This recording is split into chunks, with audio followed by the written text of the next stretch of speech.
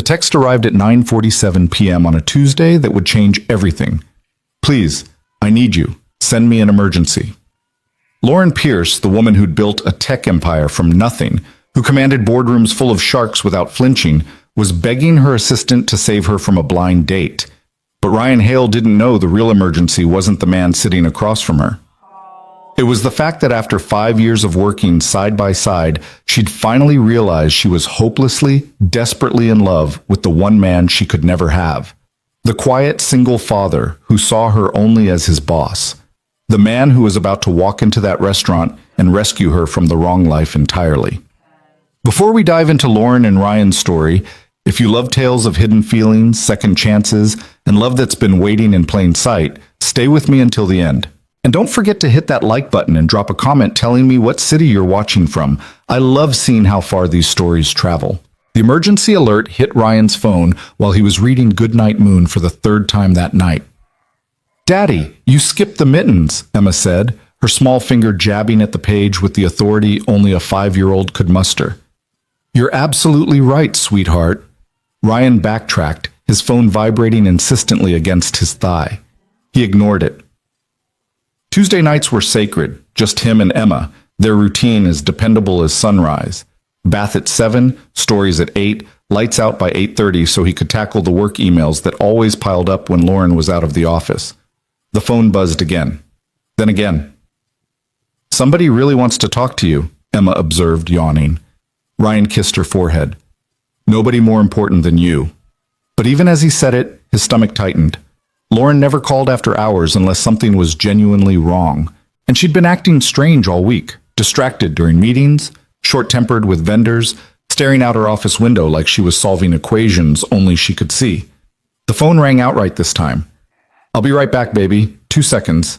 He stepped into the hallway, Emma's nightlight casting shadows that danced across the worn carpet of their small apartment. Lauren? What's wrong? Ryan. Her voice came out breathless, almost panicked. I'm so sorry to call. I know it's late. I need you to send me an emergency. He frowned, his brain struggling to process the request. In the background, he heard ambient noise, music, conversation, the clatter of silverware. Send you a what? An emergency. A fake emergency. Please. The last word came out smaller than he'd ever heard from her. Lauren Pierce didn't beg. She commanded, decided, executed. This was something else entirely. Are you in danger? Do I need to call someone? No, nothing like that. I'm on a... She paused, and he heard her take a shaky breath. I'm on a date. A blind date. My sister set me up, and I should never have agreed, but I did, and now I'm stuck here with a man who spent 40 minutes explaining cryptocurrency, and I can't just leave without seeming like a complete... Where are you? Ryan was already moving, grabbing his jacket from the hook by the door. The Sterling, downtown. But Ryan, you don't have to actually... I'll be there in 20 minutes. When your phone rings, act like it's serious. What about Emma? He glanced back at his daughter's room. Mrs. Chen, their neighbor, had told him a dozen times to call if he ever needed help. She'd meant it too, had proven it the night Emma spiked a fever, and Ryan had to run to the all-night pharmacy. I'll figure it out. Just sit tight. He hung up before she could protest, before he could talk himself out of what he was about to do. This was part of his job, wasn't it? Executive assistant to the CEO meant being available when she needed him. Never mind that most executive assistants weren't driving across town on a Tuesday night to rescue their boss from bad dates. Mrs. Chen answered on the second knock, her kind face creasing with concern. Ryan, is everything all right? Work emergency. I'm so sorry to ask, but could you possibly sit with Emma? She's already asleep. You wouldn't have to do anything. Just be here in case she wakes up. Of course, of course. She was already reaching for her cardigan. You go. Take your time. Ryan made it to the Sterling in 18 minutes, parallel parking with the efficiency of someone who'd spent years navigating city streets. The restaurant was exactly the kind of place Lauren would be taken by a blind date. Expensive, trendy, full of people trying very hard to look like they weren't trying at all. He spotted her through the window before he even reached the door. Yeah. She sat at a corner table, her dark hair swept up in a way that made her neck look impossibly elegant, wearing a dress the color of midnight that he'd never seen before. Across from her slouched a man in an expensive suit talking animatedly, hands gesturing in broad strokes that nearly knocked over a wine glass. Lauren's smile was fixed, polite, utterly empty. Ryan pulled out his phone and dialed. He watched her react, the way her eyes flicked to the screen, the flash of relief that crossed her face before she schooled it into concern. She held up one finger to her date, pressing the phone to her ear. "Ryan? Your daughter spiked a fever," he said, making his voice tight with worry. "I'm at the hospital with her now. They need you here." Lauren's eyes found him through the window. For a moment, they just looked at each other. Him on the sidewalk in his worn jacket and jeans, her in her designer dress and pearls. Something passed between them, something he couldn't name. "I'll be right there," she said, her voice carrying just enough panic to sell it. She stood abruptly, gathering her purse. "I'm so sorry," she said to her date, not even trying to hide her relief now. "Family emergency. I have to go." Ryan couldn't hear the man's response, but he saw the irritation flash across his face, saw him half rise from his chair like he might argue. Then Lauren was moving, weaving between tables with the grace of someone used to making quick exits from boardrooms and bad situations. She burst through the door, the cool October air lifting strands of hair that had escaped her updo. "You came. You called." He said it simply, like it was the most obvious thing in the world. Like he'd do anything she asked, drop everything, rearrange his entire life if she needed him to. Because he would. He'd been doing it for 5 years without ever admitting why. "I'm sorry. I shouldn't have. I could have just made an excuse myself. I didn't need to drag you away from Emma. Emma's fine. Mrs. Chen's with her." He gestured toward his car. "But we should probably get out of sight before your date comes looking for you." Lauren laughed, the sound bright and genuine in a way it hadn't been in weeks. She let him open the passenger door for her, something he'd done 1,000 times at work, but that felt different here, outside the context of offices and meetings. She slid into the seat, and he caught a hint of her perfume, something subtle and expensive that made his chest tighten. He rounded the car and climbed in, very aware of the small space they now shared. At work, there was always a desk between them, conference tables, the careful architecture of professional distance. Here, she was close enough that he could see the faint freckles across her nose that her makeup didn't quite hide. "So," he said, starting the engine, "cryptocurrency, huh?" For 40 minutes. She kicked off her heels with a sigh of relief, tucking her feet under her. "Did you know that blockchain is going to revolutionize literally everything? Banking, healthcare, democracy itself. According to Chad, anyway." His name was Chad? His name was Chad. She dropped her head back against the seat. "My sister promised me he was different. Lauren, you work too much. You need to meet someone. Chad is perfect for you. Perfect.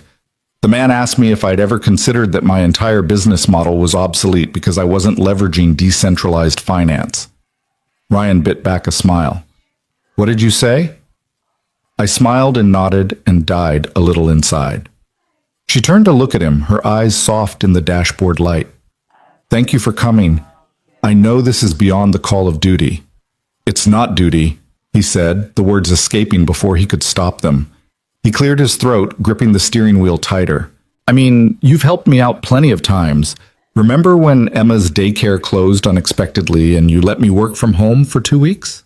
That's different. That was actual work. This is work too. Executive assistant duties include rescuing the executive from bad situations. It's probably in my contract somewhere." She laughed again, and he felt ridiculously proud of himself for putting that sound in the air. They sat there for a moment, the engine idling, neither of them suggesting he actually drive anywhere. "Do you have to get back to Emma?" Lauren asked finally. "Mrs. Chen said to take my time." He glanced at the clock. "But I should probably check in soon. Why?" "There's a diner 2 blocks from here. Open 24 hours. Makes the best pie I've ever had." She bit her lip, suddenly uncertain in a way he rarely saw. "Unless you need to go, I don't want to keep you." Ryan should have said yes, should have driven straight home to his daughter and his quiet apartment and the safety of his carefully maintained boundaries. Instead, he put the car in gear. 2 blocks, you said? 2 blocks. The diner was a relic from another era, Vinyl booths, checkered floors, a jukebox in the corner that probably still worked. At nearly 10 on a Tuesday night, it was almost empty except for a tired waitress refilling salt shakers and a man in a security uniform nursing coffee at the counter. They slid into a booth by the window, Lauren still in her evening dress, Ryan in his weekend casual. The waitress didn't even blink at the incongruity, just brought the menus and 2 glasses of water. "The chocolate cream pie," Lauren said with the certainty of someone who'd done this before. "Trust me." "You come here often?" "Sometimes, when I need to think. When the office feels too small and my apartment feels too big." She traced patterns in the condensation on her water glass. "It's nice being somewhere nobody knows who I am." The waitress returned and they ordered 2 slices of chocolate cream pie and coffee for both of them. When they were alone again, Lauren let out a long breath. "I'm sorry about tonight, about calling you like that." "Stop apologizing. I'm glad you called." "Are you?" She looked at him directly, something searching in her gaze. "Because I could have handled it myself. I've handled worse situations in boardrooms full of men trying to intimidate me, but I didn't want to handle it myself. I wanted you to come get me." Ryan's heart stuttered. He focused on his water glass, the smudges on its surface, anything but the way she was looking at him. "Why me?" "Because you're the only person who makes me feel safe without making me feel small." She said it simply, like it was obvious, like it didn't completely unmoor him. Most men either want to protect me or compete with me. You just see me, the actual person. The pie arrived, saving him from having to respond. They ate in silence for a few minutes, the sugar and chocolate and cream settling something restless in both of them. "This is really good pie," Ryan said finally. "Told you." Lauren smiled, a smudge of chocolate at the corner of her mouth that made her look younger, less guarded. "So tell me the truth. What were you doing when I called, besides reading to Emma?" "That was it, really. Tuesday nights are our nights, bath, stories, bed. Then I usually work for a few hours after she's asleep." "You work after she's asleep?" Lauren set down her fork. "Ryan, you already work 50 hours a week at the office." 55, he corrected. "And it's fine. I'm used to it." "That's not fine. That's exhausting." She leaned forward. "When's the last time you did something just for yourself? Something that wasn't work or Emma?" He thought about it, really thought about it. "I don't know. A year? Maybe longer?" "That's terrible. That's being a single parent." He shrugged. "Emma comes first. Everything else is just logistics." "And what about what you want?" The question hung between them, heavier than it should have been. What did he want? He wanted Emma to grow up happy and secure. He wanted to give her opportunities he'd never had. He wanted to wake up one morning and not feel the weight of being the only thing standing between his daughter and disaster. And if he was being honest, completely, dangerously honest, he wanted this. Sitting in a diner at 10 o'clock on a Tuesday with a woman who saw through every wall he'd built, eating pie and talking about nothing and everything. "I want Emma to have the childhood I didn't," he said finally. "Everything else is gravy." Lauren's expression softened. "You never talk about your childhood." "Not much to talk about. My mom did her best, but money was always tight. I knew from pretty early on that if I wanted different for myself, I'd have to work for it." He took a sip of coffee. "I put myself through community college doing night security, met Emma's mom there. We were both so young, so sure we had it all figured out." He never talked about Sarah. Even thinking her name felt like touching a bruise that never quite healed. But something about the late hour and the quiet diner and Lauren's patient silence made the words come easier. "She didn't want to be a mom," he continued. "I mean, she thought she did, or maybe she thought she should want to. But after Emma was born, she couldn't do it. Couldn't be what Emma needed. She left when Emma was 6 months old. Signed over custody, moved across the country, started over." "Ryan, I'm so sorry." "Don't be." She was honest about it, at least. Didn't try to fake it or half do it. She knew she couldn't be what Emma needed, so she stepped aside for someone who could. He met Lauren's eyes. "That's more than a lot of people would do. You were so young. 22, still in school, working nights, suddenly a single dad. It was, he laughed, but there was no humor in it. It was the most terrifying thing that's ever happened to me, but also the best, because Emma is the best thing in my life, always will be. Lauren reached across the table, her hand covering his. The touch sent electricity up his arm. She's lucky to have you. I'm lucky to have her. He should pull his hand away. Maintaining professional boundaries was important, crucial even. But her hand was warm and soft, and he couldn't remember the last time someone had touched him with such simple kindness. Is that why you never date? Lauren asked softly. Because you're focused on Emma? Partly. He forced himself to withdraw his hand, wrapping it around his coffee cup instead. Also because dating as a single parent is complicated. Most women aren't interested in a guy who comes with a 5-year-old and a mountain of responsibilities. And the ones who are, I don't know, it never feels right. Never? He thought about the few dates he'd attempted over the years. The woman who'd seemed interested until she met Emma and realized single parent meant actual parenting, not just cute kid photos. The one who'd wanted him to get a real job instead of being just an assistant. The one who'd kissed him and felt nothing but obligation and exhaustion. Never, he confirmed. Lauren looked down at her plate, her expression unreadable. Your date tonight went better than mine then. I wasn't on a date tonight. You know what I mean, in general. At least you have a good reason for being single. I'm just... She gestured vaguely, apparently doomed to an endless parade of chads. Why do you let your sister set you up if the guys are always terrible? Because she's relentless and because... Lauren pushed her pie around with her fork. Because she's probably right that I work too much, that I need to actually try to build a life outside the office.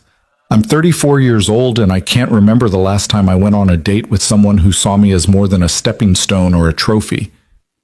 Then they're idiots. She looked up surprised. What? They're idiots, Ryan repeated.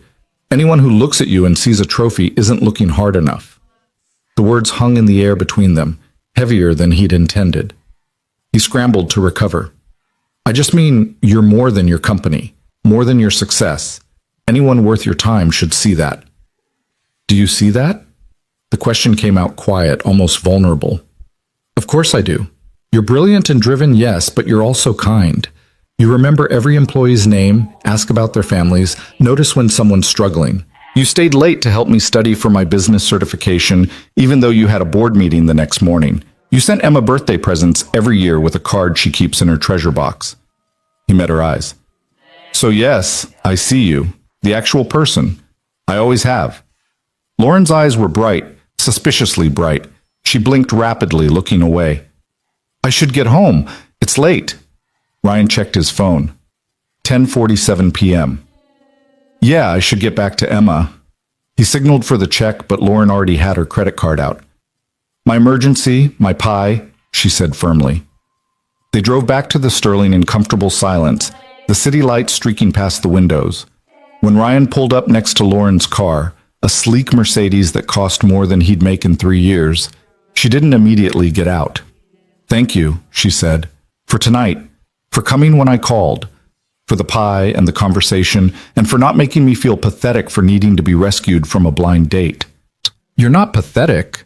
You're human. He shifted to face her, and anytime you need rescuing, call me. I mean it. Even if it means leaving Emma? Even then, though maybe try to schedule your emergencies before bedtime. She laughed and the sound filled the car like light. Then she leaned over and kissed his cheek, quick, soft, leaving the scent of her perfume and the warmth of her lips burning against his skin. Good night, Ryan. Good night, Lauren. He watched her walk to her car, watched her drive away, watched until her taillights disappeared around a corner. Then he sat there in the empty parking lot, his hand pressed to his cheek where she'd kissed him, wondering what the hell he'd just done, Shepta. Mrs. Chen was dozing on his couch when he got home, an open book across her lap. She woke as he entered, smiling. Everything all right? Everything's fine. Thank you so much for staying. Emma didn't even stir, sweet girl. She gathered her book and cardigan. Work emergency all sorted? Yeah, all sorted. The lie tasted bitter, but what was he supposed to say? Actually, I just spent an hour having pie with my boss, who I'm definitely not falling for, because that would be completely inappropriate and also hopeless. After Mrs. Chen left, Ryan checked on Emma. She was sprawled across her bed like a starfish, her stuffed rabbit clutched to her chest, her dark hair tangled across her pillow. He straightened her blanket, kissed her forehead, stood there in the doorway, just watching her breathe. This was his life. This apartment with its creaky floors and leaky faucet, this daughter who was his entire world, this careful balance of work and parenting, and not quite enough money or time. It was a good life, a full life. So why did it suddenly feel lonely? His phone buzzed, a text from Lauren. "Thank you again for tonight. Sleep well." He stared at the message for a long moment, then typed back, "Anytime, sweet dreams." 3 dots appeared, disappeared, appeared again. Then, "Same to you." Ryan set his phone down and scrubbed his hands over his face. This was dangerous. This feeling in his chest, this warmth that had nothing to do with coffee or pie. This was the kind of mistake that could cost him everything: his job, his stability, Emma's security. But as he lay in bed that night, staring at the ceiling, all he could think about was the way Lauren had looked at him across the diner table. The way she'd said, "You're the only person who makes me feel safe without making me feel small." The way she'd kissed his cheek like it meant something. And the truly terrifying part was how much he wanted it to mean something. The office felt different on Wednesday morning. Ryan arrived early as always, getting Lauren's coffee from the shop 2 blocks over. Dark roast, no sugar, a splash of cream. He'd been making this coffee run for 5 years, knew her order like he knew Emma's bedtime routine. But today, his hand shook slightly as he set the cup on her desk. She wasn't in yet. He busied himself with the morning routine, checking her calendar, printing her briefing materials for the 9 o'clock with the board, responding to the emails that had piled up overnight. Normal tasks. Professional tasks. Nothing that required him to think about chocolate cream pie or the feeling of her hand over his. "Morning." Lauren's voice made him jump. She stood in her office doorway looking every inch the CEO. Charcoal suit, hair in a sleek ponytail, her expression pleasantly neutral, like last night had never happened. "Morning. Coffee's on your desk. You have the board briefing at 9, conference call with the LA. Conference? Office at 10:30, and lunch with the venture capital group at 12:30. Thank you." She crossed to her desk, picked up the coffee, took a sip. Perfect as always. They looked at each other for a moment. Ryan searched her expression for some sign of what she was thinking, but her professional mask was firmly in place. "The board materials are ready for review," he said, falling back on the safety of routine. "Great, I'll look them over before the meeting." She sat down, opened her laptop, every movement controlled and purposeful. "Can you pull the Q3 numbers for me? I want to double-check something." "Of course." He returned to his desk just outside her office, pulled up the files she needed, tried to focus on work. But he kept glancing at her through the glass wall of her office, watching her review documents, make notes, take calls. The same things she did every day. Like nothing had changed. Maybe nothing had changed. Maybe he'd imagined the weight of her questions, the significance of that kiss on his cheek. Maybe it had been just what it seemed. Boss and employee, a favor between colleagues, nothing more. His phone buzzed, a text from an unknown number. "Emma's school. She's running a fever. Can you pick her up?" Ryan was on his feet before he'd fully processed the message, grabbing his jacket. He knocked on Lauren's door, stuck his head in. "Emma's school called. She's sick. I need to..." "Go!" Lauren was already standing. "Go get her. Take tomorrow too if you need it." "I should be back this afternoon." "Ryan." She looked at him with something soft in her eyes. "Your daughter needs you. Work will still be here. Go." He went. Emma was curled up in the nurse's office, her face flushed with fever, her eyes glassy. "Daddy?" she croaked when she saw him. "Hey, baby girl. Let's get you home." She fell asleep in the car seat on the way back, her small body radiating heat even through her jacket. Ryan carried her up to the apartment, got her changed into pajamas, settled her in bed with her rabbit and a cool washcloth on her forehead. "My tummy hurts," she whimpered. "I know, sweetheart. Try to sleep." He spent the afternoon alternating between checking her temperature and answering work emails on his laptop. Lauren sent him the board meeting notes without him having to ask. His inbox stayed manageable, the urgent items mysteriously handled. He knew she was covering for him, running interference, making sure his absence didn't create chaos. At 3 o'clock, his doorbell rang. Lauren stood in the hallway holding a grocery bag, still in her work clothes. I brought soup and popsicles and children's fever reducer because I didn't know if you had any. Ryan stared at her. You didn't have to. I know I didn't have to. Can I come in? He stepped aside, suddenly acutely aware of his small apartment with its mismatched furniture and toys scattered across the living room floor. Lauren had never been here before. Their professional relationship existed in offices and conference rooms and occasionally restaurants, but never in the intimate space of his actual life. How is she? Lauren asked, setting the bag on the kitchen counter. Fever's at 101. She's sleeping now. Can I see her? The question surprised him. Sure, but she might be asleep. They tiptoed to Emma's room. His daughter was indeed asleep, curled on her side with her rabbit tucked under her chin, her dark lashes casting shadows on her flushed cheeks. Lauren stood in the doorway looking at her with such tenderness that Ryan's chest ached. She looks like you, Lauren whispered. Poor kid. I'm serious. Same eyes, same stubborn chin. She glanced at him. She's beautiful, Ryan. They retreated to the living room. Lauren unpacked the bag, chicken noodle soup in containers from an expensive deli, gourmet popsicles, 3 different kinds of fever reducer, and a stuffed bear wearing a Get Well t-shirt. You really didn't have to do all this, Ryan said. I wanted to. She organized the medicine on the counter like she was prepping for a presentation. I remember you mentioned once that you hate when she's sick because you feel so helpless. Thought maybe this would help a little. It does. Thank you. They stood there in his tiny kitchen, the afternoon sun slanting through the windows, the sounds of the city muted by distance. Lauren looked out of place in her expensive suit and heels, but also somehow right, like she'd been meant to stand in this exact spot all along. I should let you get back to her, Lauren said. You came all the way here. The least I can do is offer you coffee. I'd like that.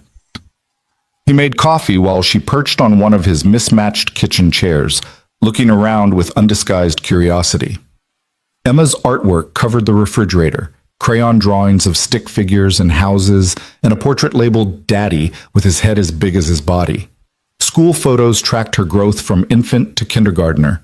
A calendar was covered in Ryan's handwriting.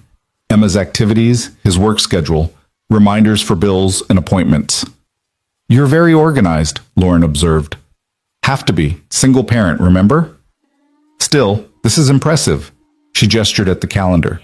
You manage your life the way most people manage small companies.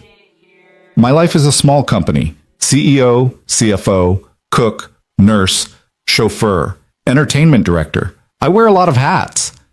The coffee finished brewing. He poured 2 cups, brought them to the table, sat across from her.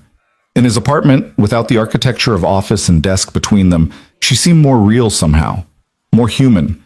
Can I ask you something? Lauren cupped her hands around her mug. Last night, did I make you uncomfortable with what I said about feeling safe with you? No, not uncomfortable. But something, he chose his words carefully. I think we both said things that maybe we wouldn't have said in the office. And now we're pretending we didn't say them? I don't know. Are we? Lauren looked down at her coffee. I don't want to pretend. I meant what I said. All of it. Lauren, I know all the reasons this is complicated. Boss and employee, professional boundaries, your focus on Emma. I know. She met his eyes. But I can't stop thinking about last night, about how easy it was to talk to you, how much I wanted it to never end. Ryan's heart hammered against his ribs. I'm your assistant, so we'll figure it out. I can't afford to lose this job. Emma depends on my income, my insurance. I can't take risks with her security. I would never, Ryan, I would never let anything happen to your job, even if, she trailed off, something painful crossing her face. Even if things between us didn't work out, your position would never be at risk. I promise you that. You can't promise that. If we crossed that line and it went badly, one of us would have to leave. And it wouldn't be you. You built that company from nothing. You're not just anything. You're essential to the company and to... She stopped herself, shook her head. I shouldn't have come here. I'm sorry. This was inappropriate.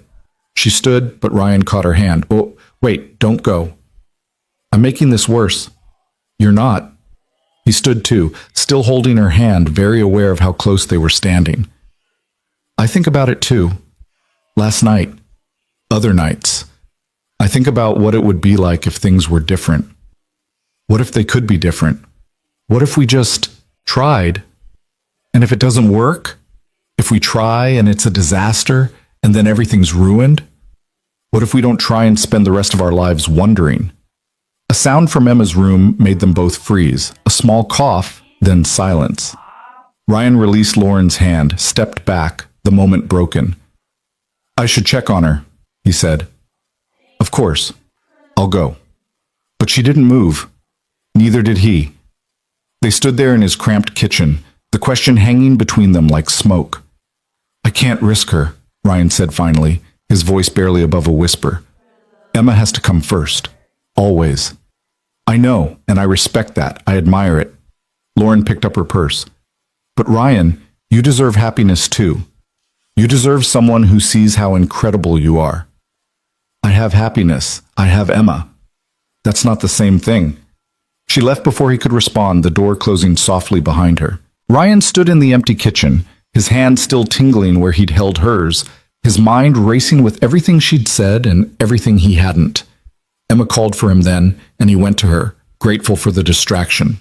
He took her temperature, gave her medicine, read her stories until she drifted back to sleep. This was real. This was what mattered. His daughter, her health, their small, safe life. But that night, after Emma was settled and the apartment was quiet, he found himself standing at his window looking out at the city lights. Somewhere out there, Lauren was in her apartment thinking about the same impossible question. What if they tried? What if they didn't? And which answer would he regret more? His phone buzzed. Lauren, is Emma feeling better?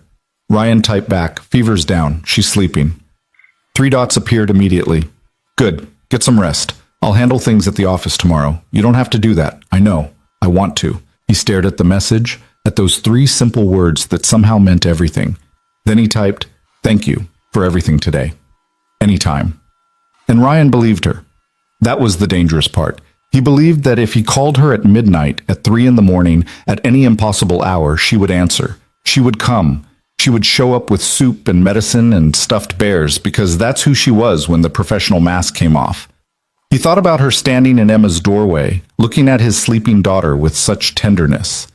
Thought about her organizing medicine on his counter like she belonged there. Thought about the way she'd said you deserve someone who sees how incredible you are, like she might want to be that someone. The smart thing would be to shut this down, to apologize tomorrow for giving her false hope, to recommit to professional boundaries, to protect his job and his daughter's security above all else. But as Ryan finally climbed into bed, exhausted and confused and more awake than he'd been in years, he couldn't shake the feeling that the smart thing and the right thing might not be the same.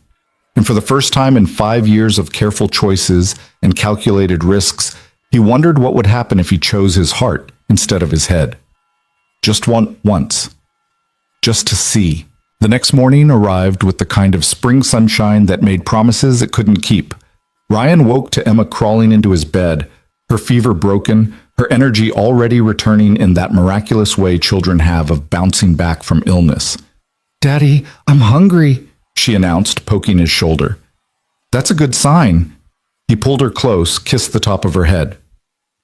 What does my girl want for breakfast? Pancakes with chocolate chips and whipped cream and sprinkles. How about pancakes with chocolate chips and we negotiate on the rest? She considered this gravely. Okay, but I get to help stir. They made pancakes together in the tiny kitchen, Emma standing on a chair to reach the counter, flour dusting her pajamas and the floor and everything in between. Ryan let her crack the eggs, pretending not to notice when she fished out bits of shell with her fingers. These moments were what mattered. Sticky counters and laughter and his daughter's serious concentration as she added exactly 12 chocolate chips to the batter. His phone rang while they were eating. Lauren's name on the screen made his stomach flip. Hey, he answered, aware of Emma watching him with syrup-covered curiosity. How's the patient? Lauren's voice was carefully neutral, professional. Much better. Demanding chocolate chip pancakes, so I think we're out of the woods. That's wonderful. Listen, I know you plan to come back today, but why don't you take the rest of the week? Spend time with Emma. Make sure she's really recovered. Lauren, I can't take 3 more days off. You have the sick time. Use it. Her tone left no room for argument.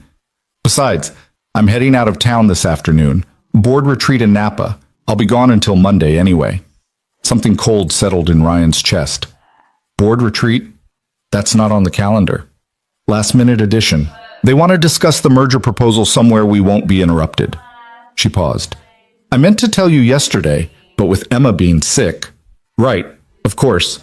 He watched his daughter draw smiley faces and syrup on her plate. Well, good luck with that. The merger's a big deal. Huge deal. If it goes through, we'll double our market share overnight. But she didn't sound excited. She sounded tired. Anyway, I should go. Take care of Emma. I'll see you Monday. Lauren, wait. But she'd already hung up. Ryan stared at his phone, the conversation replaying in his mind. Something was off. Lauren never went to board meetings without him. He prepped her materials, managed her schedule, ran interference when discussions got heated. They were a team. Had been for 5 years. Unless she was pulling back, creating distance after what had happened in his kitchen yesterday. After she'd said, what if we just tried, and he'd said, I can't risk Emma, and the chasm between want and should had never felt wider. Daddy, you're making a sad face, Emma observed. Am I? He forced a smile. Just thinking about work stuff. Nothing important. Is Miss Lauren okay? The question surprised him. Why do you ask? You always make that face when you talk about Miss Lauren. Emma tilted her head, studying him with unnerving perception. Like you're happy and sad at the same time. Out of the mouths of babes. Miss Lauren is fine, sweetheart. She's just busy with work. She sent me a bear when I was sick. Emma brightened. He's wearing a shirt that says, Get well soon, and he's very soft, and I named him Mr. Snuggles. That was nice of her? She's nice. I like her. Emma took another bite of pancakes. Do you like her? The question hung in the air, impossibly complicated. How did you explain to a 5-year-old that yes, you liked someone, maybe more than liked, but that liking them was tangled up with work and money and security and all the adult complications that kept you awake at night? I do like her, Ryan said finally. She's a good boss and a good person. Then why do you look sad when you talk about her? Sometimes grown-ups are complicated, baby girl. Emma wrinkled her nose. Grown-ups are weird. You have no idea. They spent the day doing normal things, taking a walk to the park, even though Emma tired quickly, reading books, building an elaborate castle out of blocks that she immediately destroyed with gleeful dinosaur attacks. Normal, safe, predictable things that didn't involve feelings or impossible choices or the memory of Lauren standing in his kitchen saying, you deserve happiness too.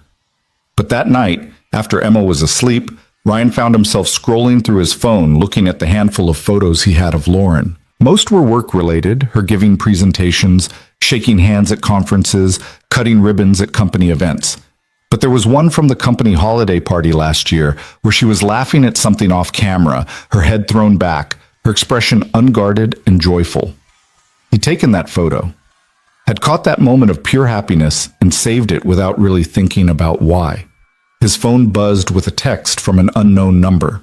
Then he realized it wasn't unknown at all. It was Lauren, texting from a different number than her work cell. Made it to Napa. Hotel is nice, but the company is tedious. Board members discussing golf handicaps over drinks. Send help. Ryan smiled despite himself. What kind of help were you thinking? The kind involving fake emergencies and chocolate cream pie? His fingers hovered over the keyboard. This was dangerous territory. Personal texts, playful banter, the comfortable familiarity of people who'd spent 5 years learning each other's rhythms. But it was also just texting. Just two people having a conversation, fresh out of fake emergencies. Used my last one on Tuesday. Shame. Guess I'll have to tough it out. You've survived worse. Remember the investor pitch where the projector died? Don't remind me.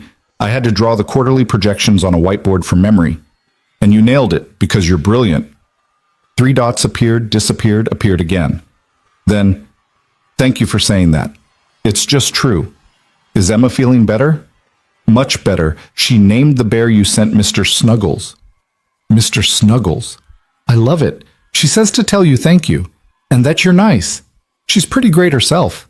Ryan looked at the message, at the easy warmth of it, and felt something shift in his chest. This was the part he couldn't reconcile. How natural it felt to talk to her, how much he looked forward to her messages, how empty the office felt when she wasn't there. Get some sleep, he typed. Big day tomorrow? With the board. You too. Give Emma a hug from me. He set the phone down and scrubbed his hands over his face. This needed to stop. The texting, the late-night conversations, the way his heart jumped every time her name appeared on his screen. He was her employee. She was his boss. There were lines that shouldn't be crossed, no matter how much he wanted to. But when he climbed into bed that night, he couldn't stop thinking about her sitting in some expensive hotel in Napa, surrounded by board members discussing golf while she texted him about pie and fake emergencies. Couldn't stop imagining what it would be like if things were different, if he could actually be there with her, making her laugh, stealing her away from boring conversations for walks through vineyards. He fell asleep thinking about maybes and what-ifs and the sound of her laugh. The week passed in a strange limbo. Ryan spent his days with Emma, parks and libraries and the children's museum where she insisted on touching every single interactive exhibit. His nights were quieter, Emma asleep early as she recovered her strength, leaving him alone with his thoughts and his phone. Lauren texted every evening. Nothing inappropriate, nothing that crossed obvious lines. Just updates about the board retreat, questions about Emma, shared observations about the absurdity of corporate small talk. But each message felt weighted with subtext, with all the things they weren't saying. Thursday night, she called instead of texting. Hey, Ryan answered, his voice rough. He'd been dozing on the couch, some action movie playing on mute. Hey yourself, did I wake you? Just resting my eyes. That's what my dad always said when he fell asleep in front of the TV. She sounded different, looser, almost giddy. Are you alone? Emma's in bed. Why, what's up? I'm hiding in my hotel room pretending to review documents while the board has cigars and brandy on the terrace. She laughed, bright and genuine. I've been in meetings for 14 hours straight, and I cannot listen to one more presentation about synergistic market optimization. Sounds thrilling. It's torture. Necessary torture, but still. He heard rustling, like she was moving around. Tell me something real.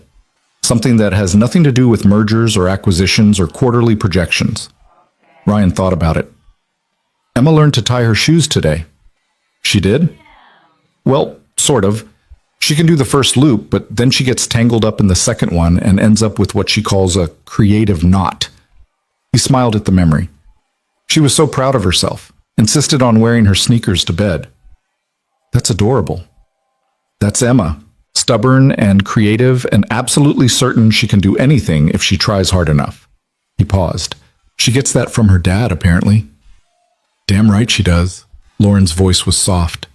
You're raising an amazing kid, Ryan. I'm trying. You're succeeding. They fell into comfortable silence, the kind that only happens between people who've learned to be quiet together. Ryan could hear faint music through her end of the line, the distant sound of laughter from the terrace. I miss this, Lauren said finally.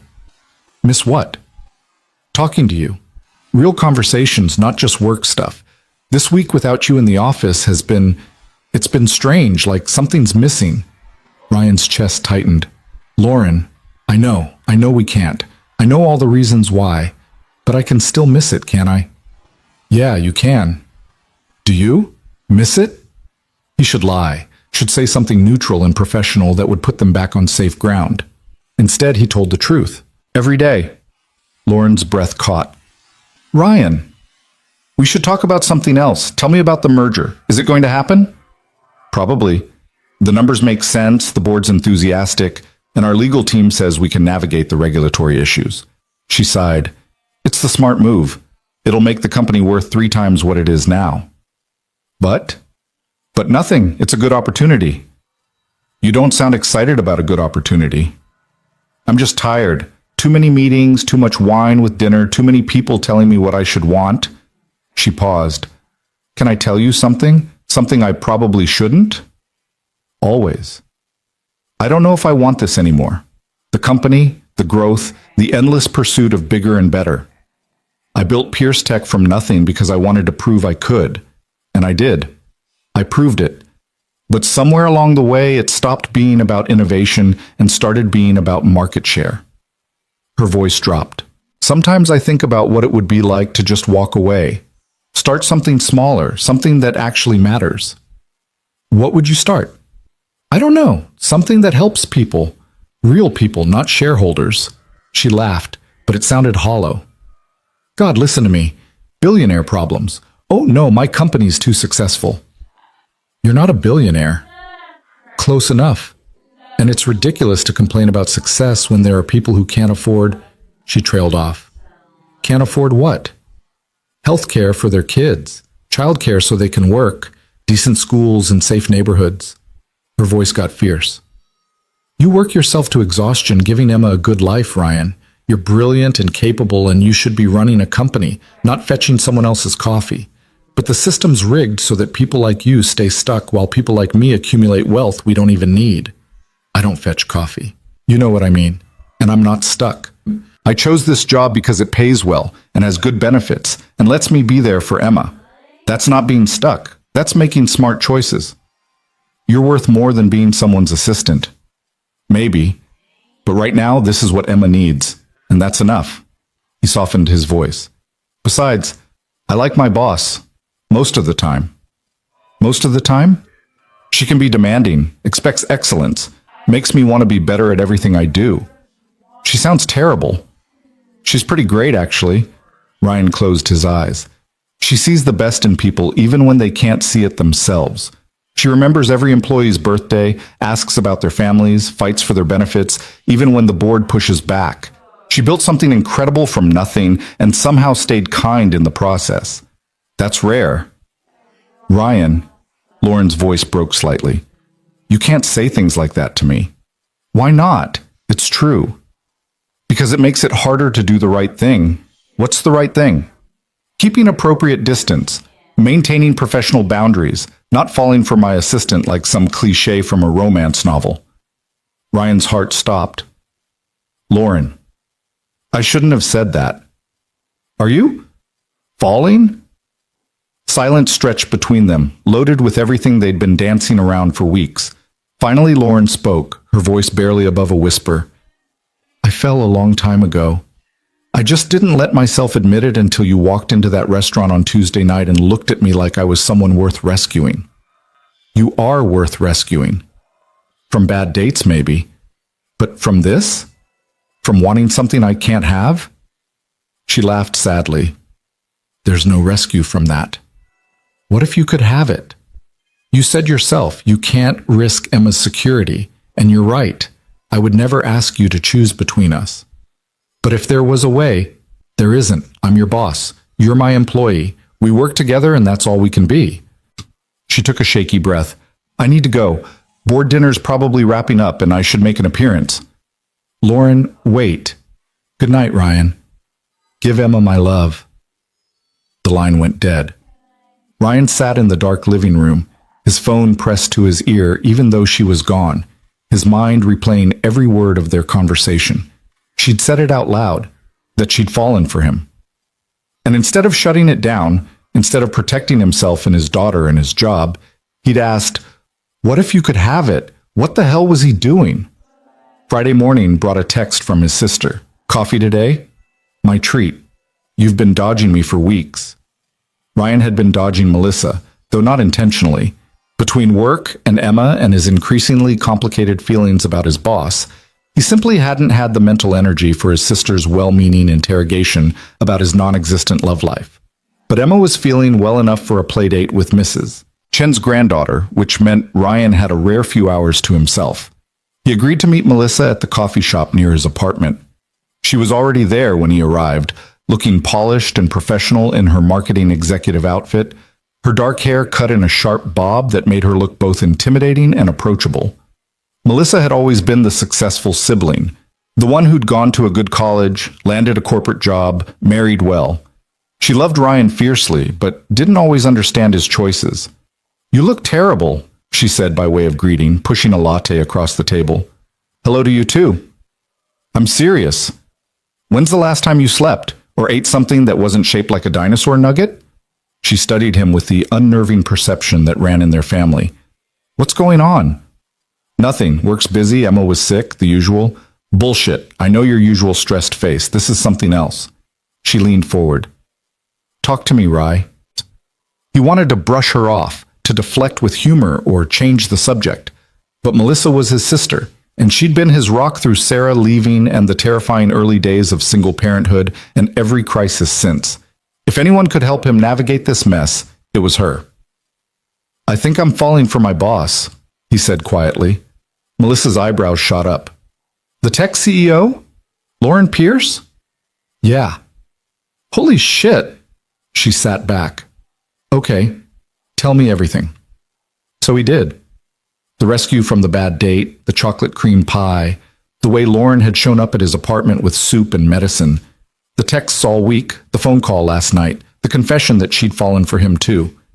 He laid it all out, every complicated piece, while Melissa listened with the focused attention she usually reserved for client presentations. When he finished, she was quiet for a long moment. Then, "Do you love her?" "I don't know. Maybe. I think I could." "That's not what I asked." Ryan stared into his coffee. Did he love Lauren? He thought about her laugh, the way she lit up when she talked about innovation, the tenderness with which she'd looked at Emma sleeping, the fierce intelligence in her eyes when she defended her employees, the vulnerability when she'd admitted she didn't know if she wanted the empire she'd built anymore. "Yeah," he said finally. "I think I do." "And she feels the same way?" "She said she fell for me, but she also said there's no way forward because I'm her employee." "She's not wrong about that being complicated." "I know, but not impossible." Melissa tapped her nails against her cup. People navigate workplace relationships all the time. There are policies, procedures, HR departments that handle this stuff. Not when one person signs the other person's paychecks. So you find a solution. You transfer to a different department. She recuses herself from decisions about your employment. You hire an independent HR firm to manage the reporting structure. She shrugged. There are ways if you want them badly enough. And if it doesn't work out, if we try and it's a disaster, then you find another job. It's not ideal, but it's not the end of the world either. It kind of is, though. Pierce Tech pays better than anywhere else would. The benefits are incredible. I can't afford to lose that position. Can you afford to spend the next 20 years wondering what if? Melissa reached across the table and took his hand. Look, I get it. You're scared. You've been the sole provider for Emma since she was a baby. You've had to be careful, to make safe choices, to put your own wants dead last on the priority list. But Rye, you're allowed to want things. You're allowed to take risks on your own happiness. Not when it could hurt Emma. How would it hurt Emma to see her dad in a healthy, happy relationship, to see him choosing joy instead of just survival? Melissa squeezed his hand. You're a great father, but you're also a person, and persons need love too. What if I'm wrong? What if I'm reading too much into this and Lauren's just being kind? The woman sent your daughter a get-well bear and showed up at your apartment with soup. She texts you every night from a board retreat. She told you she's fallen for you. Melissa raised an eyebrow. That's not just being kind. She also said there's no way forward. Because she's waiting for you to say there is. She's not going to push. She knows the power dynamic makes that inappropriate. But if you went to her and said, I want to try this, I guarantee she'd find a way to make it work. Ryan pulled his hand back, anxiety churning in his gut. And if I'm wrong, if I put my heart out there and it turns out she was just caught up in the moment, then you'll hurt, you'll grieve, you'll move on. Melissa's voice gentled. But you'll also know you tried, that you didn't let fear stop you from reaching for something real. They sat in silence for a while, Ryan's mind spinning through scenarios and consequences and possibilities. Finally, Melissa checked her watch and stood. I have to get back to work. But Ryan, whatever you decide, I support you. Emma's lucky to have you, and any woman who gets you is even luckier. She kissed his forehead. Don't sell yourself short. You're kind of a catch. After she left, Ryan walked aimlessly through the neighborhood, his hands shoved in his pockets, his thoughts a tangled mess. He'd spent 5 years building a safe, stable life for Emma. 5 years making careful choices, avoiding risks, putting her needs above everything else. But Melissa was right about one thing. Emma deserved to see him happy, deserved to grow up knowing that love was possible, that taking chances could lead to joy, that her father was a whole person with wants and dreams beyond just providing for her. And maybe, just maybe, Lauren was right too. Maybe he did deserve someone who saw how incredible he was. Maybe after 5 years of just surviving, he was allowed to actually live. His phone rang. Lauren's name on the screen made his pulse spike. Hey, he answered. The merger's approved. Her voice was flat, drained of emotion. Board voted unanimously. We're moving forward. That's great. Congratulations. Thanks. She didn't sound congratulated. I'm driving back tonight instead of waiting until tomorrow. Should be home around midnight. Long drive after a long week. I just need to be in my own space, away from all this. She paused. Can I see you tomorrow?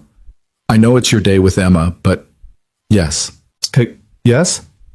Yes, you can see me. Us. Both of us. Emma would love that. Are you sure? I don't want to intrude on your time together. You're not intruding. Come over around 10. We usually go to the park on Saturdays. You could come with us. Lauren's voice warmed. I'd really like that. Then it's a plan. Ryan took a breath, gathering courage. And Lauren? We should talk. Really talk. About everything. Everything? Everything. Silence stretched between them, heavy with implication. Then, okay, yeah, we should talk. Drive safe tonight. Text me when you get home. I will. And Ryan, thank you. For what? For not running away. After they hung up, Ryan stood on the sidewalk watching cars pass, feeling like he was standing on the edge of a cliff. He could step back, retreat to safety, keep his life exactly as it was, small and manageable and utterly alone except for Emma. Or he could jump. He texted Melissa. You're right, I'm gonna try. Her response came immediately. Hell yes, I'm so proud of you. Then before he could overthink it, he texted Lauren. I'm not running, not anymore. 3 dots appeared, disappeared, appeared again. Then, good. Because I don't want you to. Ryan pocketed his phone and headed home, his heart hammering but his step lighter than it had been in years. He didn't know what tomorrow would bring, didn't know if this was brave or stupid or some combination of both. But he knew he was tired of hiding, tired of pretending he didn't feel what he felt. Tired of watching Lauren from across an office and wishing things could be different without ever having the courage to make them different. Tomorrow, they would talk. Tomorrow, he would tell her the truth. That he'd been falling for her slowly for 5 years and quickly for the past week, and he didn't know how to stop or even if he wanted to. Tomorrow, everything might change. But tonight, as Ryan tucked Emma into bed and she asked if Miss Lauren was really coming to the park tomorrow, and could they show her their favorite climbing tree, he let himself imagine what it might be like if they actually made this work. She's definitely coming, Ryan said, smoothing Emma's hair. And yes, we can show her the climbing tree and the swings and the duck pond. And Mr. Snuggles? Mr. Snuggles can come too. Emma's eyes were already drooping. I like Miss Lauren, Daddy. I like her too, baby girl. Like her? Or friend like her? Ryan smiled at his daughter's uncanny perception. What do you think? I think like her. You get happy when you talk to her, and you're always sad when she's not around. Emma yawned. It's okay if you like her. She's nice. Go to sleep, sweetheart. Okay. But Daddy? Yeah? If you like her, you should tell her. Ms. Thompson says if you like someone, you should use your words. Out of the mouths of babes, indeed. I'll keep that in mind. Sweet dreams, Emma. As Ryan stood in his daughter's doorway watching her drift into sleep, he made a decision. Tomorrow, he would use his words. Tomorrow, he would tell Lauren Pierce exactly how he felt. And whatever happened next, at least he would know he'd tried. Saturday morning arrived with the kind of perfect spring weather that felt like a gift. Ryan woke early, nerves already humming under his skin, and made Emma her favorite breakfast, French toast with strawberries cut into hearts. She chattered excitedly about showing Miss Lauren the park, about whether they should bring bread for the ducks, about how Mr. Snuggles definitely needed to come along because he'd never been on an adventure before. Maybe we should clean up a little, Ryan said, looking around at the toys scattered across the living room floor. Why? Miss Lauren's already seen our house. I know, but Daddy, you're doing that nervous thing. Emma pointed her fork at him. The thing where you clean stuff that's already clean. I'm not nervous. You made the toast perfect. You only make things perfect when you're nervous. She took another bite, studying him with those two perceptive eyes. It's okay to be nervous about seeing someone you like. Ryan laughed despite himself. When did you get so smart? I've always been smart. You just don't always notice. At exactly 10 o'clock, the doorbell rang. Emma shrieked with excitement and ran to answer it, Ryan close behind to make sure she didn't fling the door open without checking first. But when he opened it, the sight of Lauren made his carefully prepared words evaporate. She wasn't CEO Lauren in her tailored suits and perfect hair. She was wearing jeans, actual jeans, faded and soft-looking, and a simple white t-shirt under a denim jacket. Her hair was down, falling in dark waves past her shoulders, and she wore minimal makeup. She looked younger, more relaxed, achingly beautiful. Hi, she said, her smile tentative. Hi. He couldn't stop staring. Miss Lauren. Emma squeezed between Ryan and the doorframe. You came, and you're wearing regular clothes. Lauren laughed. I do own clothes that aren't suits. Hard to believe, I know. Do you want to see Mr. Snuggles? He's very excited you're here. I would love to see Mr. Snuggles. Emma grabbed Lauren's hand and dragged her inside, chattering nonstop about their plans for the park. Ryan watched them together, his daughter animated and happy, Lauren listening like every word was important, and felt something shift permanently in his chest. This was what he'd been afraid to want. This moment, this possibility, this glimpse of what life could look like if he was brave enough to reach for it. The park was a 15-minute walk, and Emma filled every second with conversation. She showed Lauren how to spot good skipping stones, pointed out her favorite houses along the way, explained in great detail the complex social dynamics of her kindergarten class. Lauren listened to all of it with genuine interest, asking questions, laughing at Emma's observations, treating her like a person whose thoughts mattered. And that's Tommy, who picks his nose and eats it, which is very gross, but Mrs. Thompson says we shouldn't be mean about it because everyone has habits, Emma was saying as they entered the park. And that's the climbing tree. Come on, I'll show you.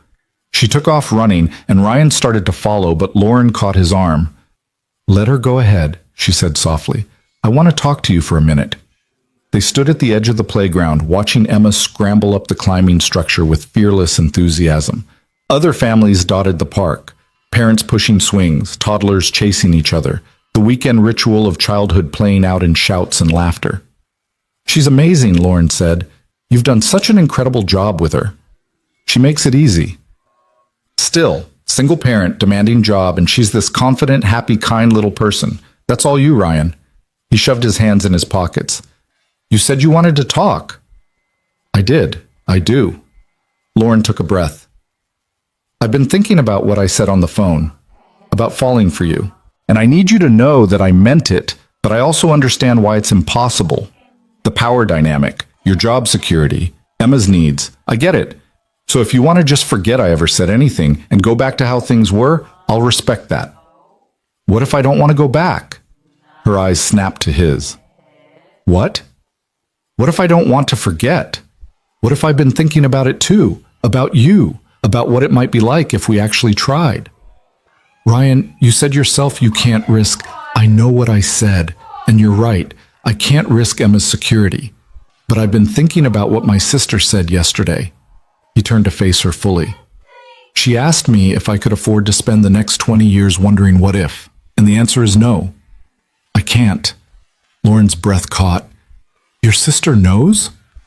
I told her everything. About the rescue, the pie, your visit when Emma was sick, about how I feel when I'm with you, how empty everything feels when I'm not. He took a step closer. I told her I think I'm falling in love with you. You think? I know I'm falling in love with you, and it terrifies me, but not as much as the thought of never knowing what we could be. Lauren's eyes were bright, her lips parted in surprise. I don't know what to say. You don't have to say anything, just listen. Ryan's heart hammered, but he pushed forward. I've spent 5 years making safe choices. 5 years putting Emma first and my own wants somewhere around 50th. And I don't regret that. She needed stability and security, and I gave her that. But Melissa was right. Emma deserves to see her dad happy. Deserves to grow up knowing that love is worth the risk. But your job, we'll figure it out. You said there are ways, right? HR policies, reporting structures, whatever we need to do to make this appropriate. He reached for her hand, threading their fingers together. I trust you, Lauren. I trust that you won't let anything happen to my position, even if things between us don't work out. And more than that, I trust myself. I'm good at what I do. If Pierce Tech doesn't work out for some reason, I'll find something else. You're good at what you do, Lauren agreed. You're better than good. You're wasted as an assistant, Ryan. You should be running departments, making decisions, building things. Maybe someday, but right now what I want is this. You. If you still want me. Daddy! Miss Lauren! Come see how high I can climb! They both turned to see Emma waving from the top of the climbing structure, her grin visible even at this distance. Lauren waved back, then looked at Ryan with something raw and vulnerable in her expression. I want you, she said quietly. I've wanted you for longer than I've let myself admit. But I need you to be sure. Really sure. Because if we do this and it doesn't work, I don't know if I could handle losing you completely. I'm sure. He squeezed her hand, terrified but sure. Me too. She laughed, shaky and breathless. What do we do now? Now we go watch Emma climb trees, and tomorrow we figure out the logistics. Talk to HR, set up proper boundaries, do everything by the book so nobody can question it. And after that? After that, we see where this goes. No pressure, no expectations, just two people who like each other trying to figure out if they can build something real. Lauren stepped closer, close enough that he could smell her shampoo, see the flecks of gold in her brown eyes. I'd like that, very much. Daddy, you're taking forever, Emma's voice carried across the playground. And you're holding hands. Does that mean you like each other now? Several nearby parents turned to look. Ryan felt heat creep up his neck, but Lauren just laughed and called back. We're coming. And maybe we do like each other. Is that okay with you? Yes. Ms. Thompson says it's good when people find friends they like. Now come on. They walked toward the climbing structure hand in hand, and Ryan felt like he was floating. This was real. This was happening. After 5 years of carefully maintained distance, they were actually going to try. The rest of the morning passed in a blur of playground activities. Emma showed Lauren every corner of the park.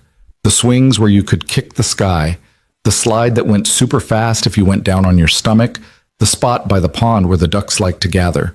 Lauren threw herself into it all with an enthusiasm that matched Emma's, climbing and sliding and laughing like she'd forgotten how to be a CEO and remembered how to just be a person. Ryan watched them together and felt his heart expanding. Emma on Lauren's shoulders as they fed the ducks. Lauren helping Emma across the monkey bars, her hands steady and sure. The two of them having an animated discussion about which animals would win in various unlikely competitions. A penguin would totally beat a seal in a race on ice, Emma insisted. But seals are faster swimmers, Lauren countered. On ice, though, penguins are basically ice experts. That's actually a really good point. Around noon, they headed to the small cafe at the edge of the park for lunch. Emma ordered a grilled cheese and chocolate milk and immediately started coloring on the paper menu with crayons the waitress provided. Ryan and Lauren sat across from each other, the table small enough that their knees touched underneath. So, Lauren said, her voice low enough that Emma couldn't hear over her concentrated coloring. Tomorrow, we really need to talk about how this works. I know. I'm thinking we should probably start by disclosing the relationship to HR. Get ahead of any potential conflicts of interest. Agreed. And we should probably establish some ground rules, like keeping things professional at the office, not letting personal stuff bleed into work decisions. Makes sense. Ryan traced patterns on the condensation of his water glass. What about Emma? How do we handle this with her? What do you mean? I mean, she already knows we like each other. But if we're actually dating, that's different. I don't want to confuse her or make her think you're going to be a permanent fixture if we're just testing things out. Lauren's expression softened. I wouldn't do that to her, or to you. If we're going to try this, I'm all in. I'm not interested in casual or temporary. You say that now. I mean it, Ryan. I don't take this lightly, especially knowing Emma's part of the equation.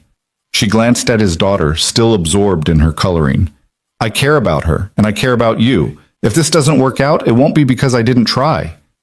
The waitress arrived with their food, breaking the moment. They ate in comfortable silence for a while, Emma chattering between bites about a girl in her class who could do a cartwheel and how she was going to learn too, just as soon as Daddy signed her up for gymnastics. Gymnastics sounds fun, Lauren said. I did gymnastics when I was your age. Emma's eyes went wide. You did? Can you still do it? Some of it. I'm definitely too old for the really fancy flips. Can you do a handstand? Maybe. It's been a while. We should try after lunch, in the grass. Ryan watched this exchange with growing warmth. This was what he'd been afraid to hope for. Easy integration, natural connection, his daughter and the woman he was falling for genuinely enjoying each other. After lunch, they returned to the park. Emma immediately demanded handstand demonstrations, and Lauren gamely attempted one on the grass, managing to hold it for about 5 seconds before her arms gave out, and she collapsed, laughing. See, told you I was out of practice, she said, sitting up and brushing grass from her jeans. That was still really good. Emma tried her own version, which mostly involved putting her hands on the ground and kicking her feet vaguely upward. Daddy, you try. I've never been able to do a handstand in my life. Try anyway. So Ryan tried and failed spectacularly, and Emma dissolved into giggles. They spent the next hour attempting various gymnastic moves with varying degrees of success, drawing amused looks from other parkgoers. It felt absurdly normal, just a family spending a Saturday afternoon together, except they weren't a family. Not yet. Maybe not ever. But the potential hung there, shimmering and fragile and terrifying and wonderful all at once. By mid-afternoon, Emma was starting to fade, her earlier energy burning off into the cranky exhaustion that meant nap time was overdue. Ryan scooped her up as she started to protest leaving the park. I'm not tired, she insisted, even as she yawned widely. I know, baby girl, but Mr. Snuggles is probably lonely at home. Mr. Snuggles does get lonely. She rested her head on Ryan's shoulder. Can Miss Lauren come home with us? Ryan and Lauren exchanged glances. I should probably get going, Lauren said carefully. Let you two have your afternoon. But I want to show you my room, and my stuffed animals, and my artwork. Another time, sweetheart, Ryan said. Miss Lauren's been with us all morning. She probably has things to do. Emma's lower lip trembled. But I don't want her to go. Lauren's expression melted. Tell you what, how about I come back next Saturday, and you can show me everything then. We can make it a whole special afternoon. Promise? I promise. Okay? Emma yawned again. But you have to come back. Daddy gets sad when you're not around. Emma, Ryan started, mortified. It's true. You do that thing where you stare at your phone and make sighing noises. Lauren pressed her lips together, clearly trying not to laugh. I'll definitely come back. I get sad when I'm not around your daddy, too. They walked back to Ryan's apartment together, Emma dozing against his shoulder, Lauren carrying the bag with their park supplies. At his building's entrance, they stopped. Thank you for today, Ryan said. For coming, for being so great with Emma, for everything. Thank you for inviting me, for taking this chance. Lauren reached up and tucked a strand of hair behind her ear, suddenly shy. So, tomorrow? We talk to HR. Tomorrow we talk to HR and figure out how to make this work. And if we can't figure it out, then we'll figure out something else. I'm not walking away from this, Lauren. Not unless you want me to. I don't want you to. She glanced at Emma, still sleeping on his shoulder. Can I? She hesitated. Can I kiss you? Or is that moving too fast? Ryan's heart stuttered. You can kiss me. She leaned in slowly, giving him time to change his mind, and pressed her lips to his. It was soft, tentative, over almost before it began, but it sent electricity through every nerve in his body. Wow, he breathed when she pulled back. Yeah. Her cheeks were flushed. Wow. Daddy's kissing Miss Lauren, Emma mumbled sleepily, not even opening her eyes. That's nice. They both laughed, breaking the tension. Lauren stepped back, her smile bright and genuine. I'll text you later, she said, after you get Emma settled. I'll be waiting. He watched her walk away, watched her turn back twice to wave, watched until she rounded the corner and disappeared. Then he carried his daughter upstairs, tucked her into bed for her nap, and sat on his couch staring at nothing, replaying the kiss over and over in his mind. His phone buzzed. Lauren. I'm home. Still smiling. Ryan. Me too. Emma's napping? Out cold. Park days always wipe her out. She's wonderful. You're wonderful. Today was wonderful. Getting a lot of use out of that word. Can't help it. I'm happy. Ryan stared at those 3 words, his chest tight with emotion. When was the last time someone had told him they were happy because of time spent with him? When was the last time he'd felt this kind of bubbling joy? I'm happy too, he typed back. Happier than I've been in a long time. Tomorrow might be complicated. HR meetings, policy discussions, figuring out logistics. I know, but I think it'll be worth it. I know that too. 3 dots appeared and disappeared several times. Then, I should let you rest. You've been running around all morning. But Ryan? Yeah?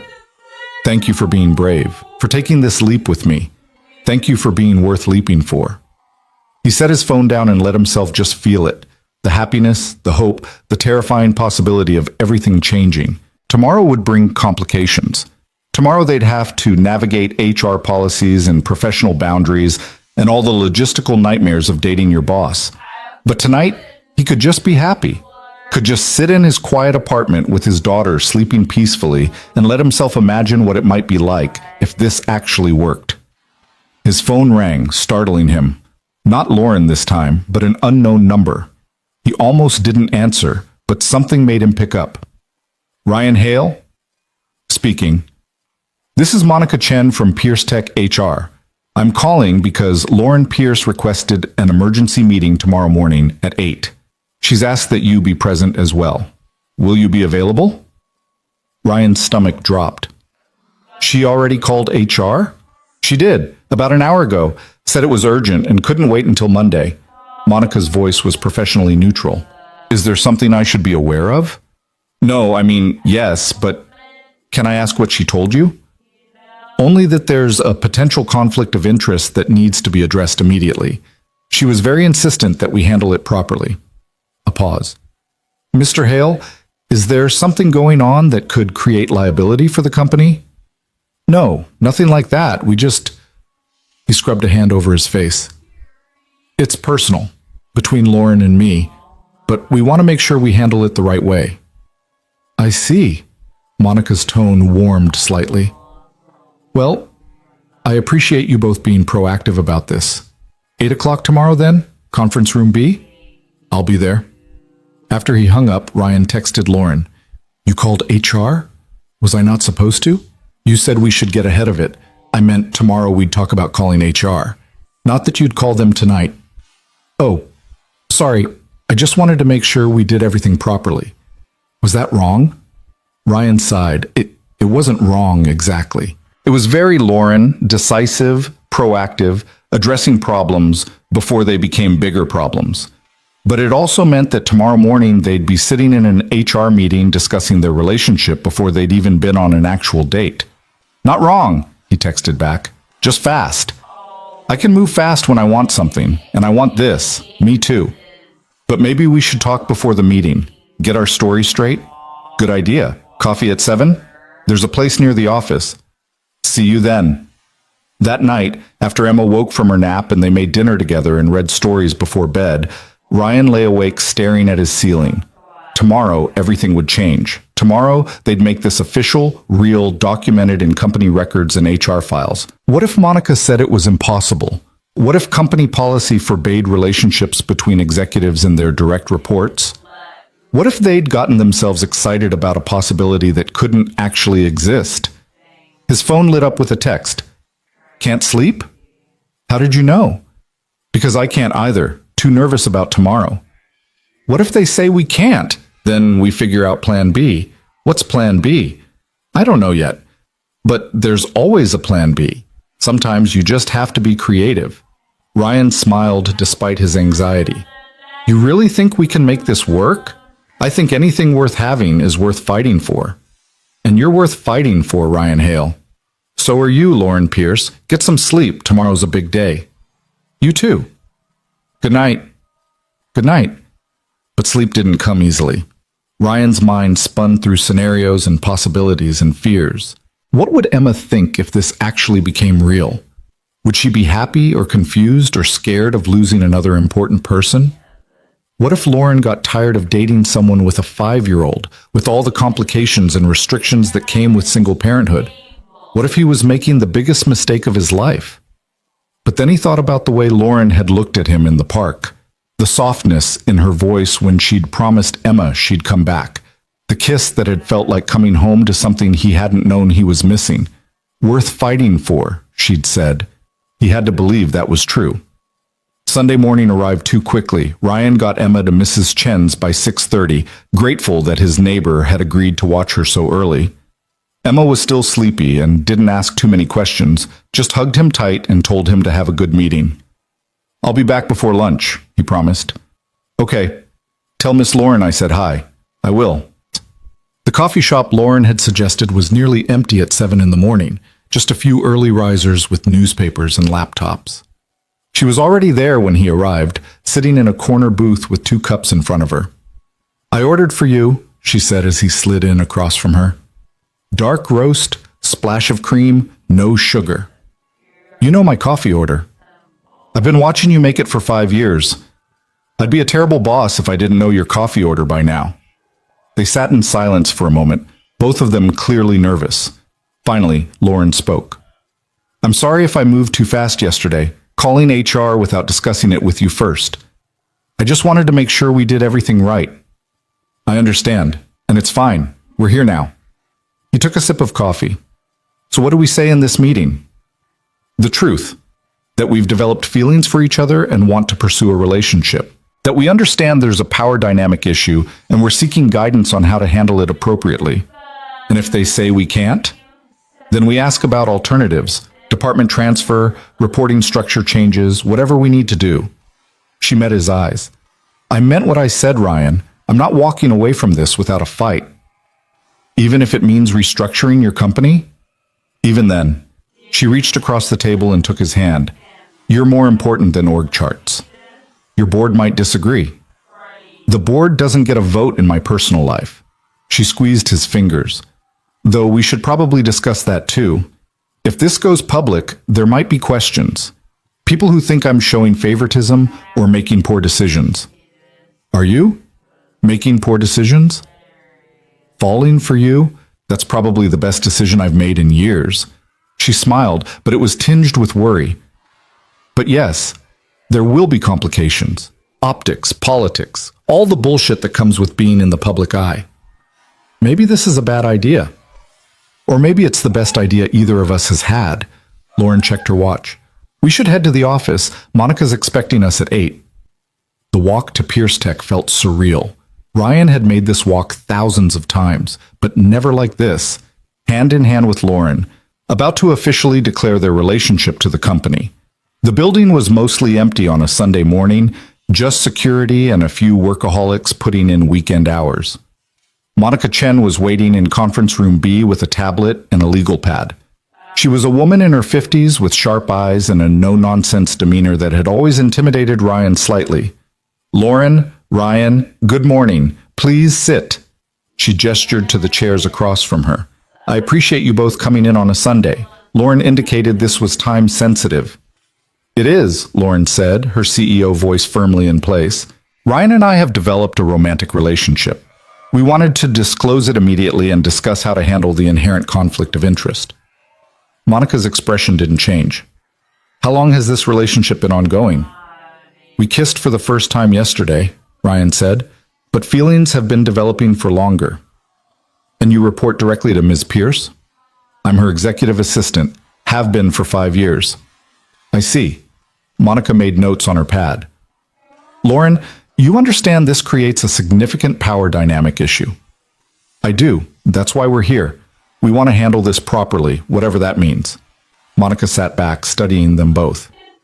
All right, let me be frank. Company policy doesn't explicitly forbid romantic relationships between employees at different organizational levels. However, it does require disclosure and mitigation of conflicts of interest. In a case like this, where one party has direct supervisory authority over the other, we'd typically recommend one of 3 solutions. Which are? Lauren asked. 1. Termination of the relationship. 2. Termination of one party's employment.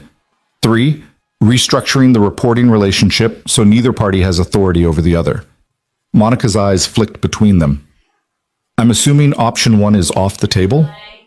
Yes, Ryan and Lauren said simultaneously.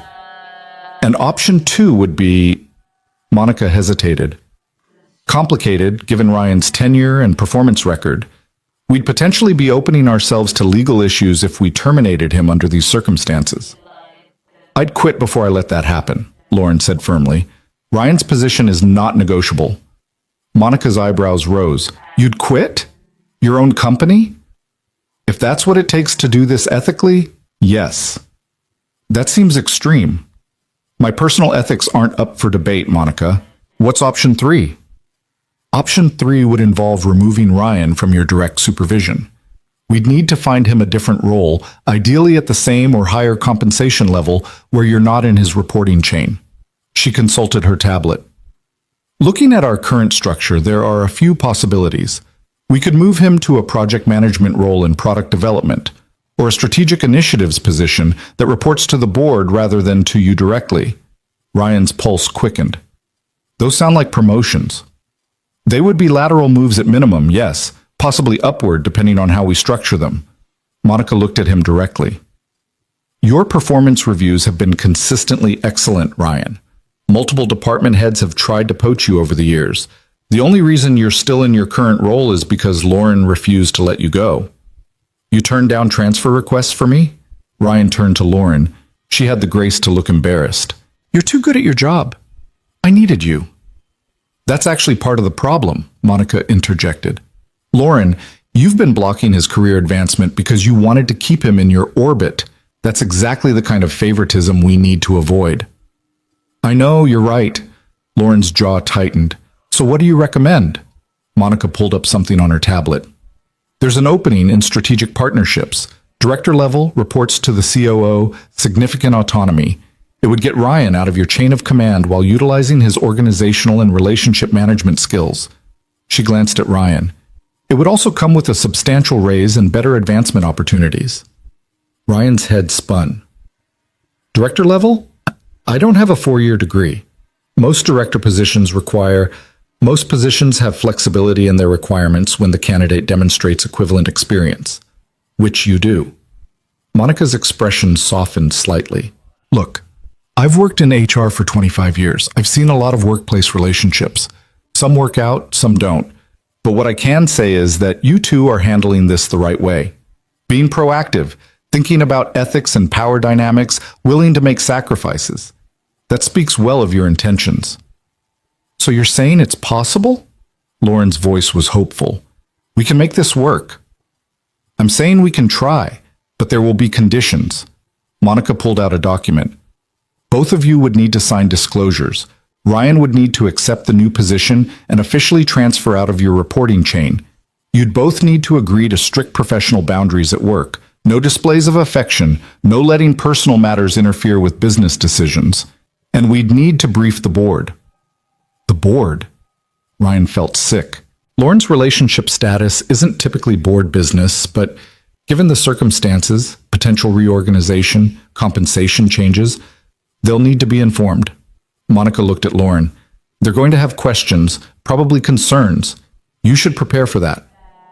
I can handle the board, Lauren said, but Ryan heard the tension in her voice. They spent the next hour reviewing documents, discussing logistics, answering Monica's pointed questions about their intentions and expectations. By the time they emerged from the conference room, Ryan felt wrung out. That was intense, he said as they stood in the empty hallway. But successful. We have a path forward. Lauren looked at him uncertainly. The director position, though, that's a big change. If you don't want it, are you kidding? It's an incredible opportunity. I just can't believe it's real. It's real, and you've earned it. She reached for his hand, then remembered where they were and pulled back. Sorry, professional boundaries. Right. He laughed awkwardly. This is going to take some getting used to. We'll figure it out. She checked her watch. I should go prep for the board call tomorrow. You should get back to Emma. They walked to the elevator together, maintaining careful distance. When the doors opened, they stepped inside, and for a moment they were alone in that small space, the numbers counting down toward the lobby. Ryan, Lauren said softly. He turned to her, and she kissed him quickly, desperately, like she couldn't help herself. When she pulled back, her eyes were bright. Sorry, she whispered. Had to. Before the professional boundaries officially start. The elevator doors opened on the lobby. Ryan stepped out, his lips still tingling, his heart racing. See you tomorrow, Lauren said. See you tomorrow. He walked out into the Sunday morning sunshine, pulled out his phone, and texted Melissa. It's happening. We're really doing this. Her response came immediately. Tell me everything. But as Ryan headed back to pick up Emma, he found he couldn't quite put it into words yet. How did you explain that your entire life had just shifted on its axis?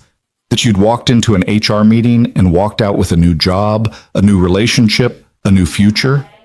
All he knew was that tomorrow he'd start as Director of Strategic Partnerships. Tomorrow, his professional relationship with Lauren would officially end and something new would begin. And for the first time in 5 years, he let himself believe that maybe, just maybe, happiness wasn't something he had to sacrifice for security. Maybe he could have both. Emma noticed something was different the moment Ryan picked her up from Mrs. Chen's. You're smiling weird, she announced, studying his face with her usual unsettling perception. I'm just happy, sweetheart. Happy about what? How did he explain this to a 5-year-old? That her father had just upended their carefully structured life for a chance at something more? That everything was about to change in ways he couldn't predict? I got a new job at work, he said carefully. A really good one. But you already have a job. I know, but this one's different. Better. It means more responsibility, but also that we'll have more money. Maybe we can finally get you those gymnastics lessons you wanted. Emma's eyes lit up. Really? And can we get a bigger apartment with a room just for my stuffed animals? Ryan laughed. Let's not get ahead of ourselves. But maybe eventually. Is Miss Lauren happy about your new job? I think so. It was kind of her idea. Because she likes you and wants you to be happy? Something like that. Emma considered this seriously. Miss Thompson says when people care about each other, they want the best for each other. Is Miss Lauren the best for you? Ryan pulled his daughter close, overwhelmed by the weight of the question. I think she might be, baby girl. But we're going to take it slow and make sure, okay? Nothing's going to change with you and me. You're still my number one person. I know that, Daddy. You tell me every day. She patted his cheek with sticky fingers. But it's okay if Miss Lauren is your number 2 person. Everyone needs a number 2 person. That night, after Emma was in bed, Ryan's phone rang. Lauren's name made his heart skip, even though they'd parted just hours ago. Hey, he answered. Hey. She sounded tired. I just got off the phone with the board chair, told him about us, about the reorganization. Wanted to give him a heads up before tomorrow's full meeting. How did he take it? Better than I expected, worse than I hoped. She sighed. He's concerned about optics, about whether this looks like favoritism or poor judgment. He wants assurances that the director position is legitimate and not just manufactured to justify the relationship. It is legitimate, though, right? Monica said, it's completely legitimate. The role was already budgeted for next quarter. We just accelerated the timeline. And Ryan, you're genuinely qualified. Your performance reviews speak for themselves. She paused. But I understand the concern. From the outside, it looks like I'm promoting my boyfriend. I'm not your boyfriend yet. No? He could hear the smile in her voice. What are you then?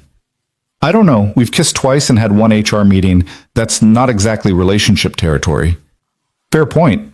So what would make it relationship territory? Ryan thought about it.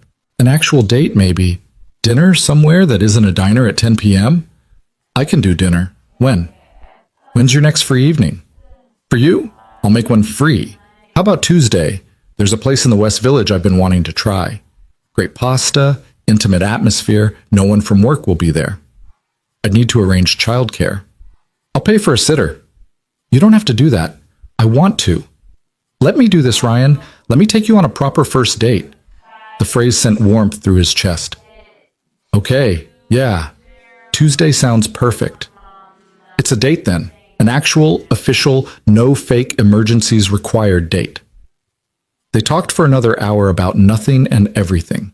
Emma's latest artwork, Lauren's frustration with board politics, their shared love of terrible action movies. Easy conversation that flowed like they'd been doing this for years instead of days. I should let you sleep, Lauren said finally, though she made no move to hang up. Big day tomorrow. Your first day as director. Terrifying day tomorrow. You'll be amazing. You know the company better than anyone except me. You understand the partnerships, the relationships, the internal politics. You're going to excel at this. What if I don't? What if I crash and burn and everyone thinks it was just favoritism? Then you pick yourself up and try again, but you won't crash and burn. I have complete faith in you. Her voice softened. And even if you did, even if this whole thing was a disaster, I wouldn't regret taking this chance. Would you? Ryan thought about the past few days, the rescue from the bad date, the chocolate cream pie, Emma climbing trees with Lauren in the park, the kiss in the elevator that had felt like everything shifting into place. No, he said quietly. I wouldn't regret it. Good. Then get some sleep, Director Hale.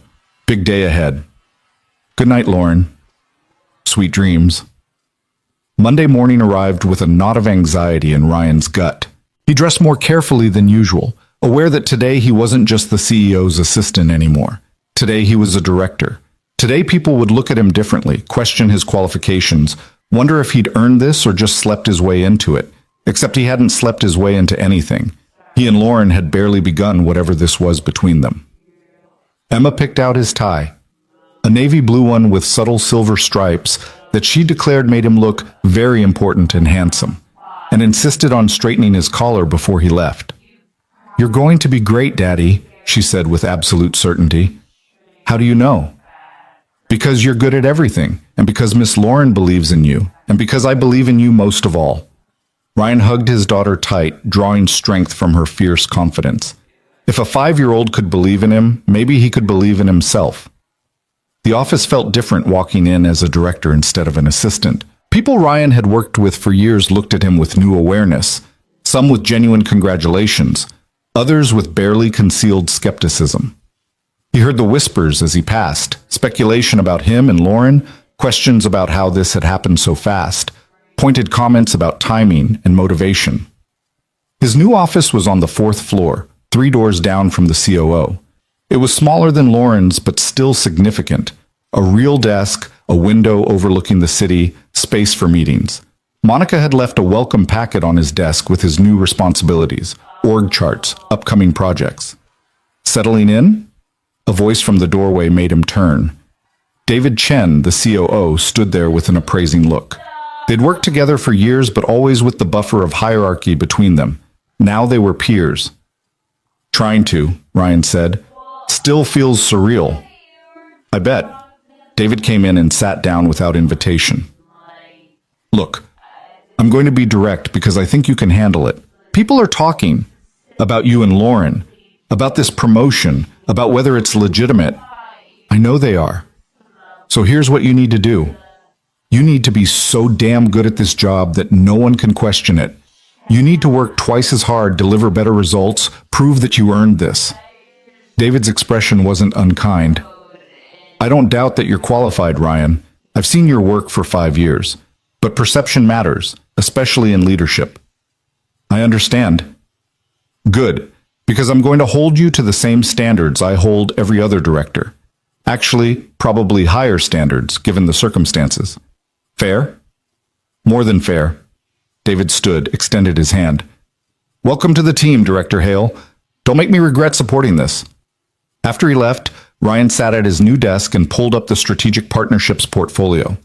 Existing relationships with vendors, potential new alliances, contracts up for renewal, expansion opportunities. It was substantial work, the kind that would require late nights and creative problem solving and every ounce of skill he possessed. He texted Lauren. First day is intense. Her response came immediately. You've got this, and I'm here if you need anything, though now I have to go through official channels to request your time. Very weird. Weird good or weird bad? Weird good. I like seeing you in that director role. Suits you. A knock on his door interrupted their exchange. Sarah Martinez from Product Development stood there with a warm smile. Ryan, congratulations on the promotion. About damn time someone recognized your talent. Thanks, Sarah. That means a lot. I mean it. I tried to steal you from my team twice. Lauren shut me down both times. She came in and sat across from him. So listen, I know people are gossiping about you and Lauren, and I want you to know that some of us think it's great. You're both adults. You handled it properly with HR. And honestly, we've all been watching you two dance around each other for years. It's nice to see you finally going for it. Ryan blinked. You've been watching us? Ryan, please. The whole office has noticed the way you look at each other, the way she lights up when you walk in, the way you know what she needs before she asks. It's been obvious forever. You were just both too professional to do anything about it. Sarah grinned. Until now, anyway. We're trying to keep work and personal separate. Good luck with that. But seriously, ignore the gossip. Do your job well, which you will, and eventually people will move on to the next scandal. She stood. And if you ever need an ally in leadership meetings, you've got one in me. After Sarah left, Ryan felt marginally better. Maybe not everyone thought this was a disaster. Maybe some people actually supported them. His first project meeting was at 10, a review of potential partnerships with European tech firms. Ryan had prepped the materials himself over the weekend, studying market analyses and financial projections until his eyes crossed. But when he walked into the conference room and saw the 8 directors already seated, his confidence wavered. Ryan, good to see you in a new capacity, Helena Moss from International Development said. She was in her 50s, brilliant and intimidating. Walk us through the European opportunities. He took a breath and launched into his presentation. The numbers, the relationships, the strategic advantages of each potential partnership. He'd done this kind of thing 1,000 times for Lauren, but always as the assistant who prepared materials, never as the director making recommendations. Questions came fast, probing, skeptical, testing whether he really knew his stuff or was just regurgitating research. But Ryan had lived and breathed these partnerships for weeks. He knew the players, understood the markets, could speak intelligently about risk and reward. By the end of the hour, Helena was nodding approvingly. Solid work, Ryan. I think the Munich partnership in particular shows real promise. Let's pursue it. Walking back to his office, Ryan felt something shift inside him. He could do this. He belonged here. Lauren was waiting by his office when he returned, her expression carefully professional but her eyes warm. How was the meeting? She asked. Good. Really good, actually. Helena approved the Munich partnership. That's fantastic. I knew you'd nail it. She glanced around, making sure they were alone in the hallway. Can we grab coffee? There's something I need to discuss with you. They went to the building's cafe, getting drinks and finding a corner table away from other employees. Lauren looked nervous, which was unusual enough to make Ryan's stomach clench. What's wrong? He asked. Nothing's wrong exactly. But the board call this morning was rough. Some members are concerned about the optics of our relationship. There's talk about whether I'm showing poor judgment, whether this reflects badly on the company's values, whether shareholders will care. She wrapped her hands around her cup. And there's one board member in particular, Richard Thornton, who's making noise about calling for a vote of no confidence. A vote of no confidence? In you? In my leadership. He's been looking for an excuse to push me out for months. He wants to take the company in a more aggressive direction, thinks I'm too cautious. This gives him ammunition. She met Ryan's eyes. I'm not telling you this to scare you. The board chair thinks Thornton doesn't have the votes, but I need you to know that our relationship might have consequences beyond just us. Lauren, if this is going to hurt your position, don't even suggest we should end this. I knew there might be fallout, and I chose you anyway. Her jaw set stubbornly.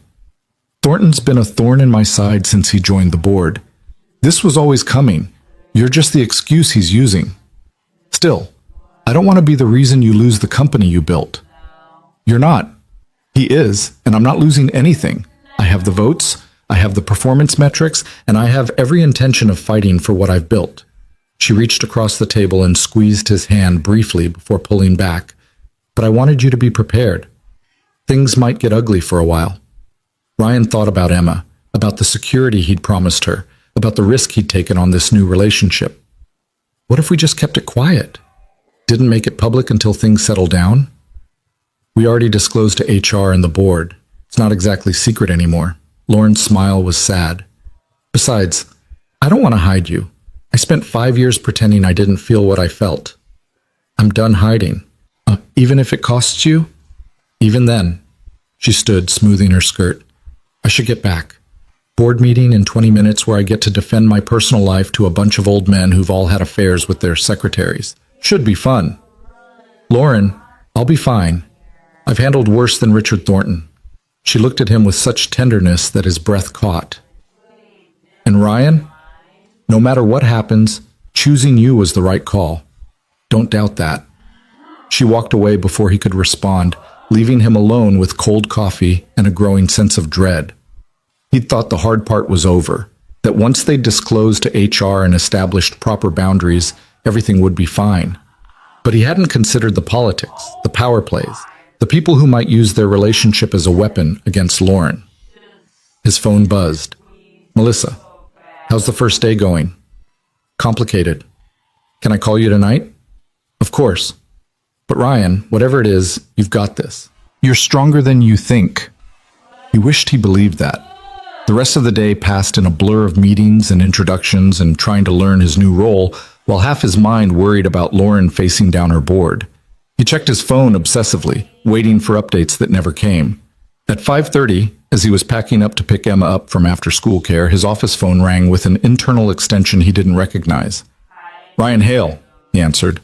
Mr. Hale, this is Richard Thornton. I don't believe we've met. Ryan's stomach dropped. Mr. Thornton, what can I do for you? I wanted to introduce myself. I'm on the board here at Pierce Tech, and I make it a point to get to know our senior leadership. His voice was smooth, cultured, completely at odds with the threat Lauren had described. Congratulations on your recent promotion. Quite a meteoric rise. Thank you. 5 years as an assistant, then suddenly director of strategic partnerships. That's unusual, don't you think? Ryan kept his voice even. I was ready for more responsibility. The opportunity came up and I took it. Ah, yes, the opportunity. How fortunate that it coincided so perfectly with your relationship with Ms. Pierce becoming public. A pause. Tell me, Mr. Hale, do you think you would have gotten this position if you weren't sleeping with the CEO? Anger flared hot in Ryan's chest. I earned this position through 5 years of exceptional performance. My relationship with Lauren is separate from my professional qualifications. Is it, though? From where I'm sitting, it looks like textbook favoritism. A CEO promoting her boyfriend, using company resources to facilitate an inappropriate relationship. Thornton's voice hardened. I'm going to be frank with you. I think your promotion was a mistake. I think Ms. Pierce has allowed her personal feelings to compromise her judgment, and I intend to make sure the board and our shareholders understand exactly what's happening here. You're entitled to your opinion. This isn't about opinion. It's about protecting this company from leadership that prioritizes romance over responsibility. He paused. You seem like a decent enough person, Mr. Hale, so let me offer you some advice. End this relationship with Ms. Pierce before it destroys both your careers. Take the promotion, do the job, but stop this inappropriate affair before it causes real damage. My relationship with Lauren is none of your business. When it affects my investment and this company's reputation, it absolutely is my business. Thornton's voice turned cold. Think about what you stand to lose, your job, your income, your ability to provide for your daughter. Is this relationship really worth all that? The mention of Emma made Ryan's blood run cold. Did you just threaten my child? I didn't threaten anyone. I'm simply pointing out reality. You're a single father with limited resources. You can't afford to be unemployed. And if this situation continues to escalate, if Ms. Pierce's judgment continues to be questioned, there will be consequences for both of you. This conversation is over. Think about what I said, Mr. Hale. You have more to lose than she does. The line went dead. Ryan sat frozen, his hands shaking with rage and fear. Thornton had just threatened him, threatened Emma, all while maintaining plausible deniability. And the worst part was that he wasn't wrong. Ryan did have more to lose. Lauren had wealth, connections, options. If Pierce Tech fell apart, she'd be fine. But Ryan? Ryan had Emma and a small savings account and a brand new job that was already under scrutiny. He needed to tell Lauren, needed to warn her that Thornton was making direct contact, issuing veiled threats. But when he called her cell, it went straight to voicemail. Board meeting still in session. It's me, he said after the beep. Richard Thornton just called. We need to talk. Call me when you're free. He picked up Emma and tried to act normal through dinner and bath time, but she noticed his distraction immediately. Are you worried about your new job? She asked as he tucked her in. A little bit, yeah. Miss Thompson says worrying doesn't help. She says you should just do your best and let the rest work out. Miss Thompson is very wise. I know. That's why she's my teacher. Emma yawned. Is Miss Lauren worried too? Maybe. She's dealing with some difficult people at work. The mean kind or the confused kind? Ryan smiled despite everything. Probably both. You should tell her what Miss Thompson says about doing your best and letting the rest work out. I'll do that, baby girl. Sleep tight. Daddy? Even if your job is hard and people are mean, you're still the best daddy ever. His throat tightened. Thank you, sweetheart. You're the best daughter ever. After Emma was asleep, Ryan sat on his couch, staring at his phone, waiting for Lauren to call back. At 8:30, she finally did. I just got your message, she said without preamble. Thornton called you? Right before I left work. Lauren, he threatened me. Well, not directly, but he implied that if we don't end this, there will be consequences. And he mentioned Emma. He what? Her voice went deadly quiet.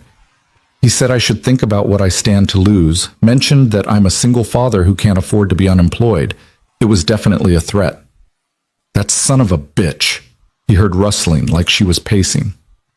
I'm calling the board chair right now. This is completely inappropriate. He can't...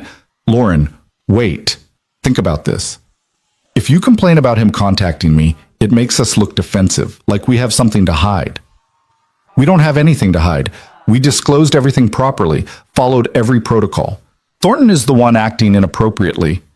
But it doesn't matter what's true. It matters what people believe. And if we start a fight with a board member on my first day as director, it looks exactly like what he's claiming, that you're prioritizing our relationship over the company. Lauren was quiet for a long moment. I hate that you're right. So what do? We keep our heads down and do excellent work. You prove beyond any doubt that you earned that director position. I navigate the board politics and make sure Thornton doesn't have the votes to do anything damaging. And we wait him out. And in the meantime, he gets to threaten us? In the meantime, he exposes his own bias and hopefully gives me ammunition to have him removed. She sighed. I'm sorry, Ryan. I knew there might be pushback, but I didn't think anyone would stoop to threatening your job or bringing Emma into it. Maybe he's right, though. Maybe I do have too much to lose. Don't let him get in your head. That's exactly what he wants, to make you doubt yourself, doubt us, doubt everything. Her voice softened. Do you trust me? Of course I do. Then trust that I'm going to handle this. Trust that I won't let anything happen to your job or your security, and trust that we're going to get through this together.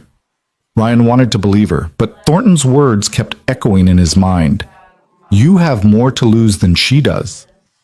Our date tomorrow, he said. maybe we should postpone until things settle down. Absolutely not. Thornton doesn't get to dictate our personal life. If anything, we should make a point of going forward exactly as planned. She paused. Unless you want to postpone, if you're having second thoughts about all of this, I'm not having second thoughts about you. I'm having second thoughts about whether I can handle the fallout. You can. You're one of the strongest people I know. Her voice was fierce. You raised a daughter alone while putting yourself through school and working full-time. You've handled crisis after crisis with grace and competence.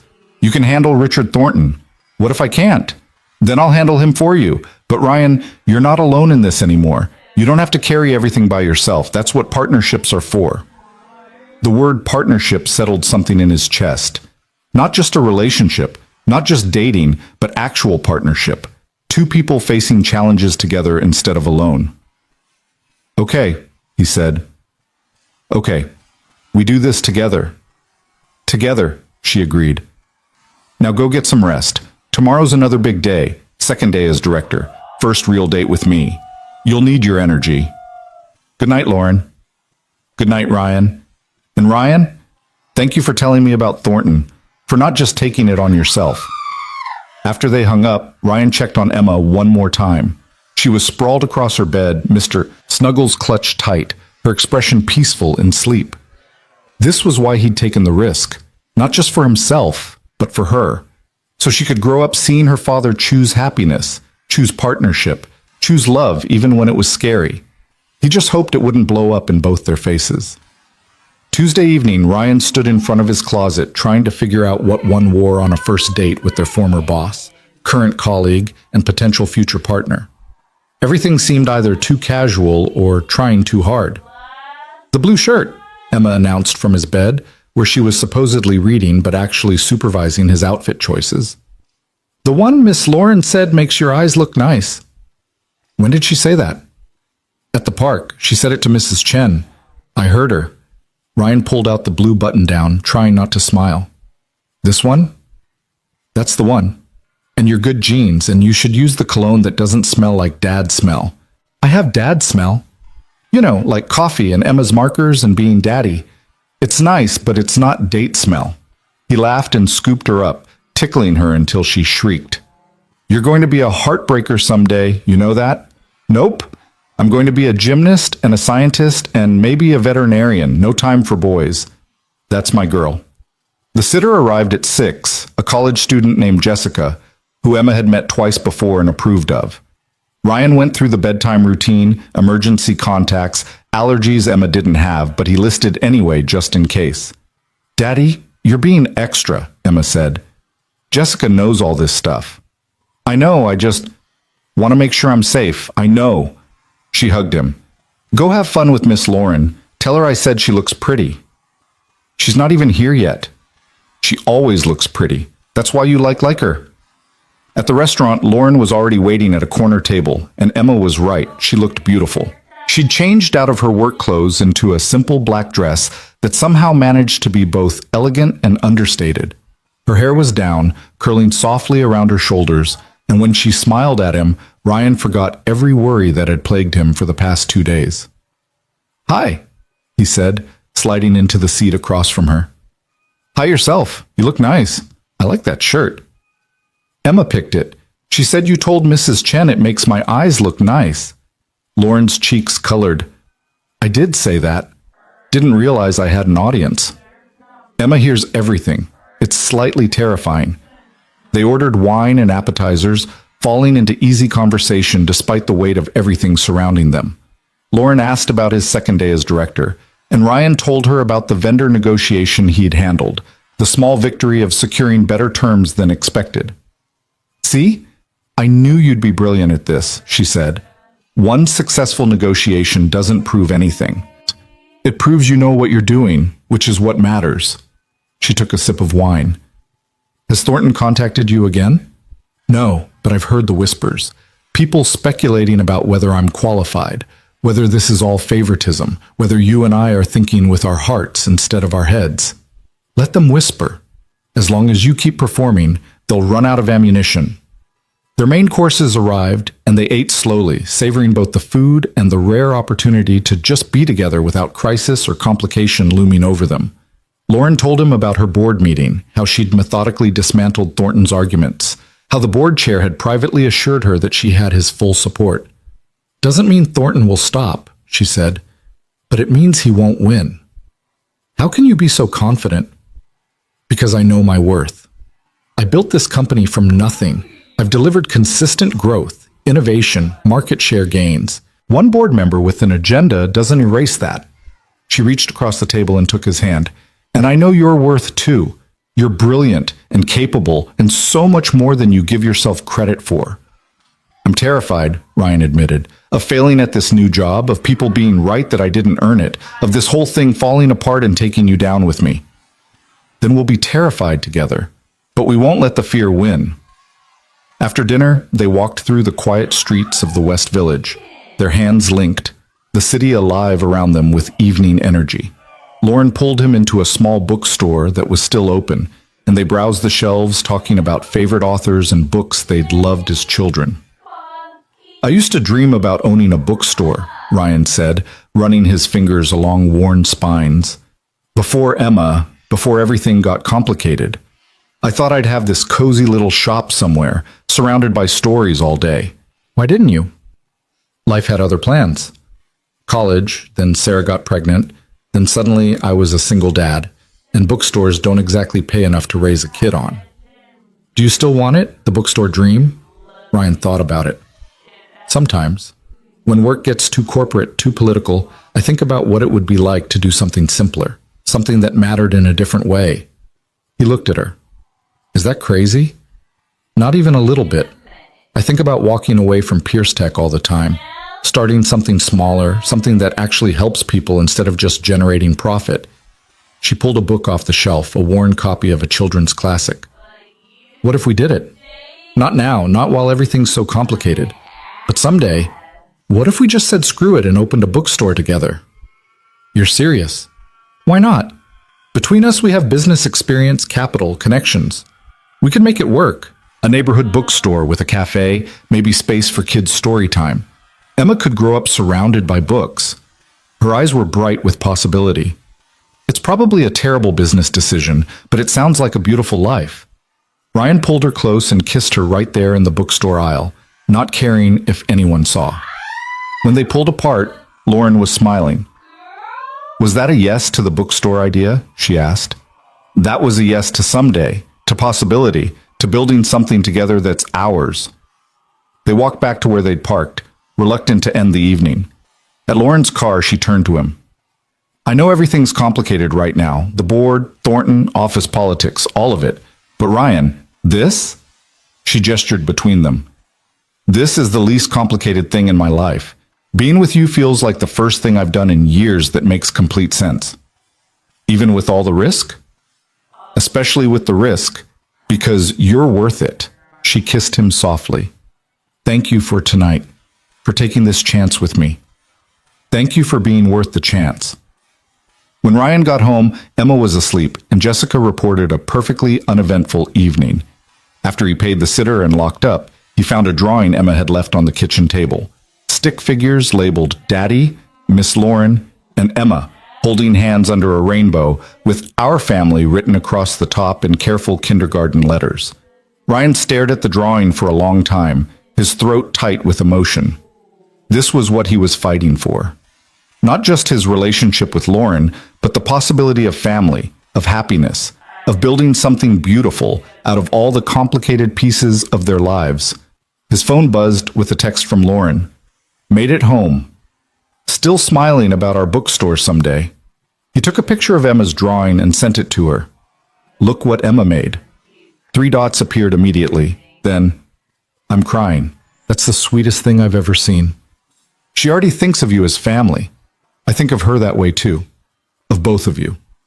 Ryan set his phone down and looked at the drawing again. Tomorrow he'd go back to being Director Hale, navigating office politics and proving himself to skeptics. Tomorrow he'd face whatever new challenges Thornton and the board threw at him. But tonight, he let himself believe in the possibility Emma had drawn. A family built from choice instead of biology. from love instead of obligation. A future where bookstores and happiness and partnership weren't just dreams but destinations they could actually reach. Together. The drawing stayed on Ryan's refrigerator for weeks, a constant reminder of what they were building. And over those weeks, something shifted. Ryan stopped apologizing for his presence in leadership meetings. He stopped second-guessing every decision, stopped waiting for someone to expose him as a fraud. The Munich partnership he'd championed closed successfully, bringing in revenue that exceeded projections.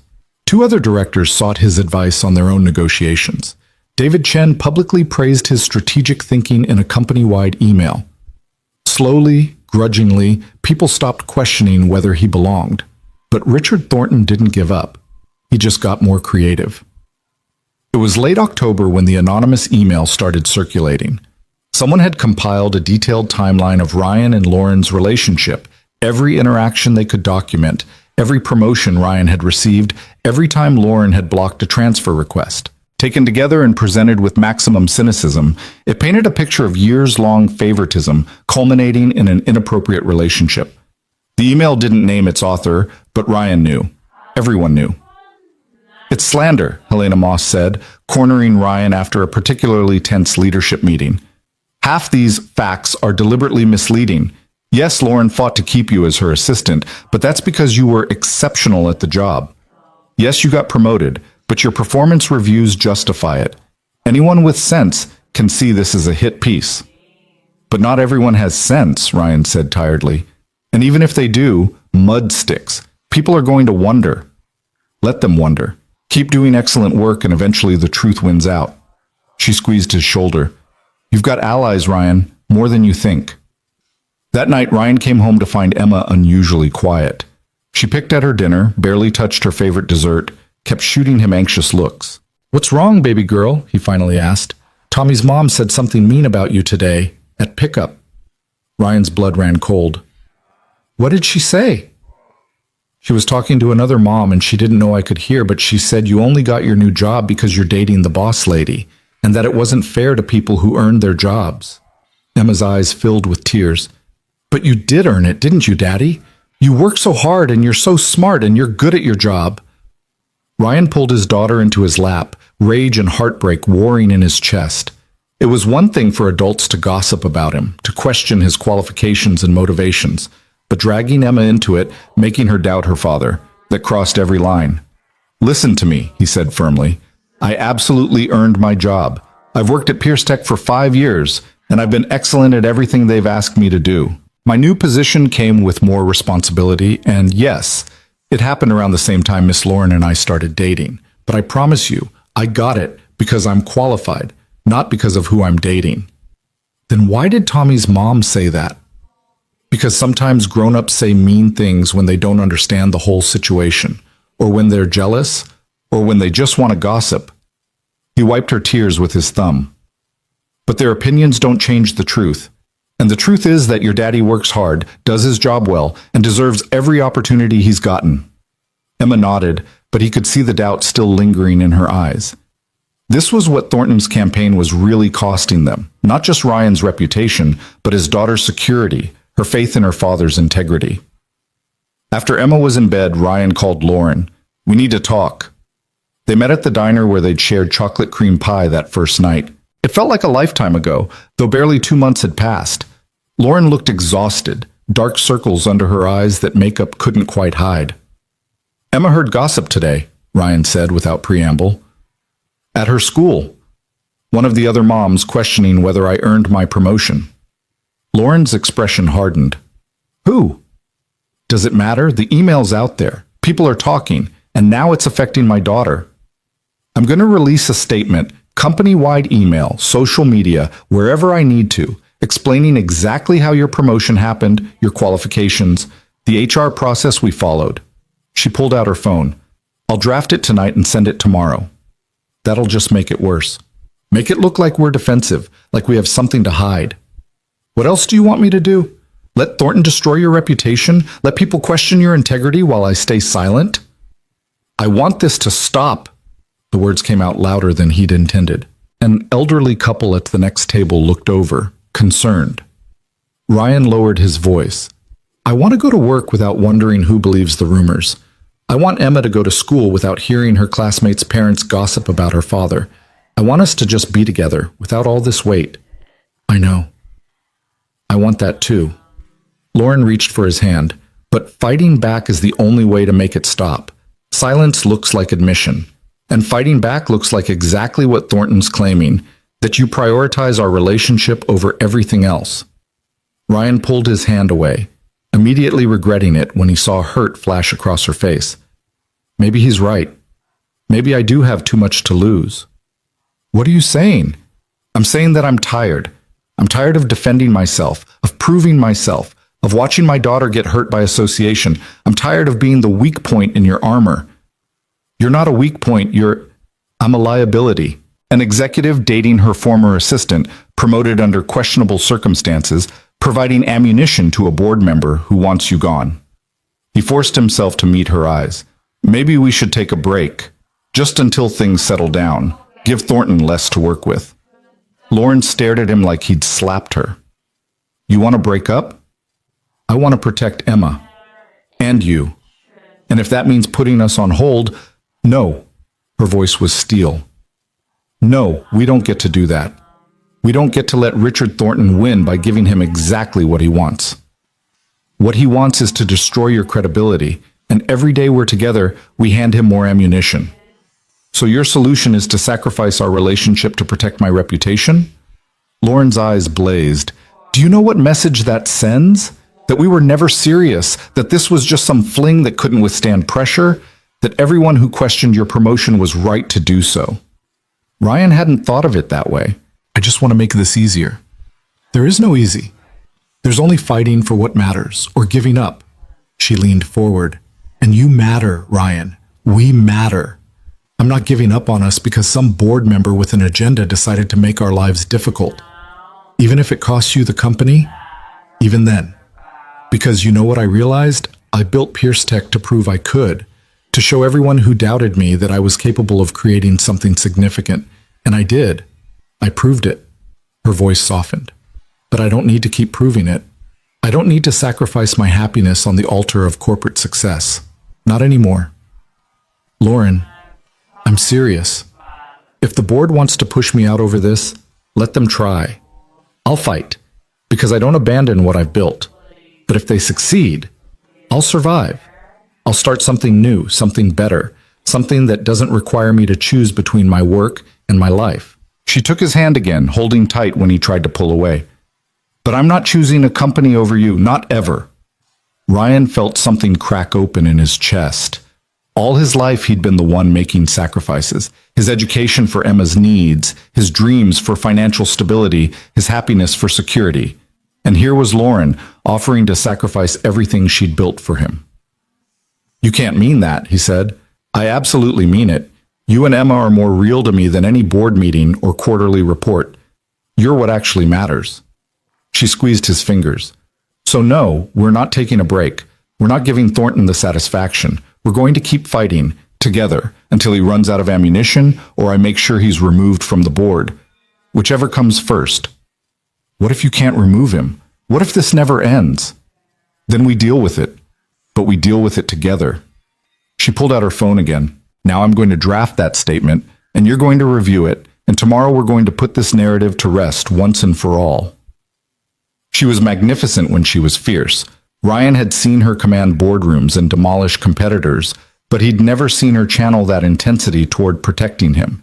It was humbling and terrifying and utterly compelling. Okay, he said. Okay, we fight. Together? Together. The statement went out Thursday morning. Lauren's executive assistant, a capable woman named Janet who'd replaced Ryan, sent it company-wide with Lauren's full authority behind it. It was thorough, professional, and devastating to Thornton's narrative. It outlined Ryan's 5 years of exceptional performance reviews, detailed the strategic partnerships position and how it had been budgeted before their relationship began, explained the HR process they'd followed, and included supporting documentation from Monica Chen confirming everything had been handled properly. It didn't mention Thornton by name. It didn't need to. The response was immediate. Directors and employees alike came forward with their own stories of Ryan's competence and professionalism. Sarah Martinez sent a company-wide email praising his strategic thinking. David Chen publicly vouched for his qualifications. Even Helena Moss, who rarely engaged in office politics, made a point of stopping by Ryan's office to tell him the statement was long overdue. But it was the response from an unexpected source that changed everything. Marcus Webb had been on Pierce Tech's board for 7 years.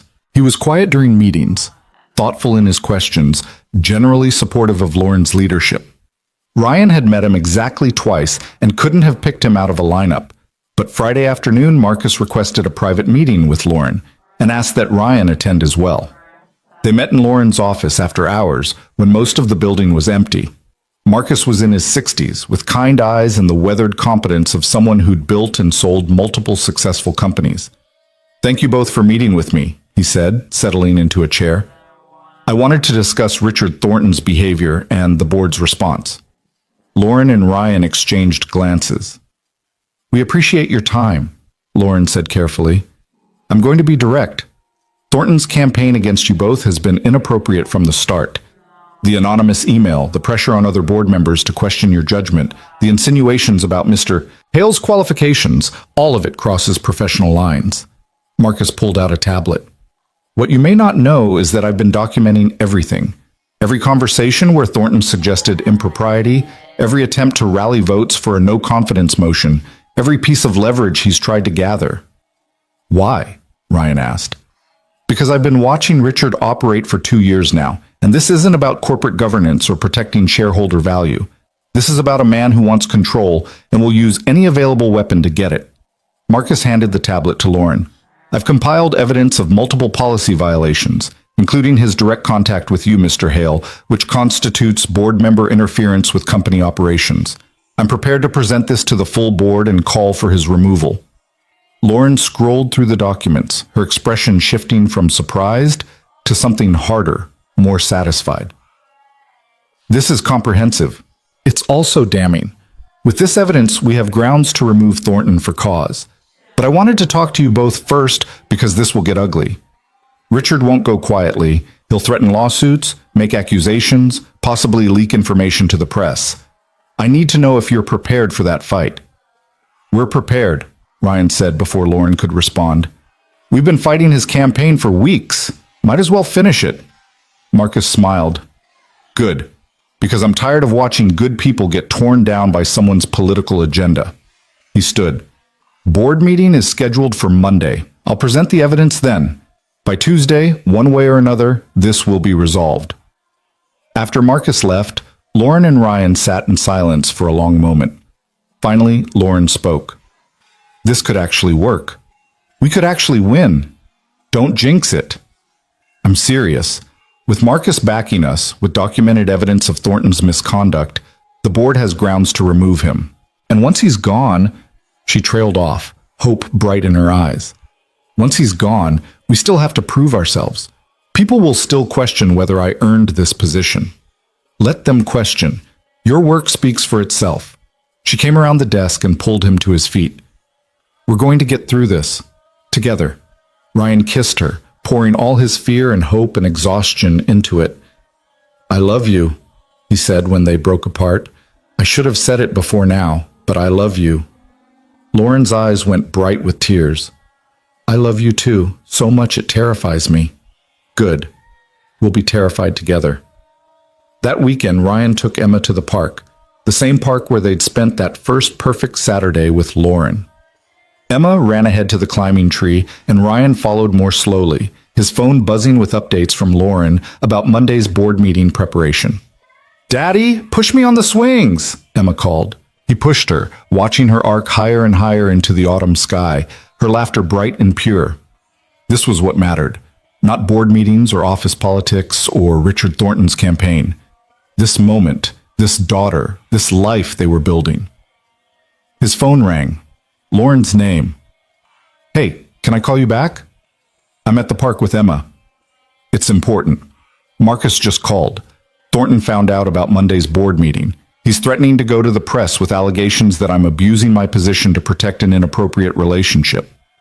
Ryan's stomach dropped. "Can he do that?" He can try. But Marcus says it actually helps our case, proves Thornton's motivations are personal rather than professional. She paused. But Ryan, if he goes to the press, this becomes public.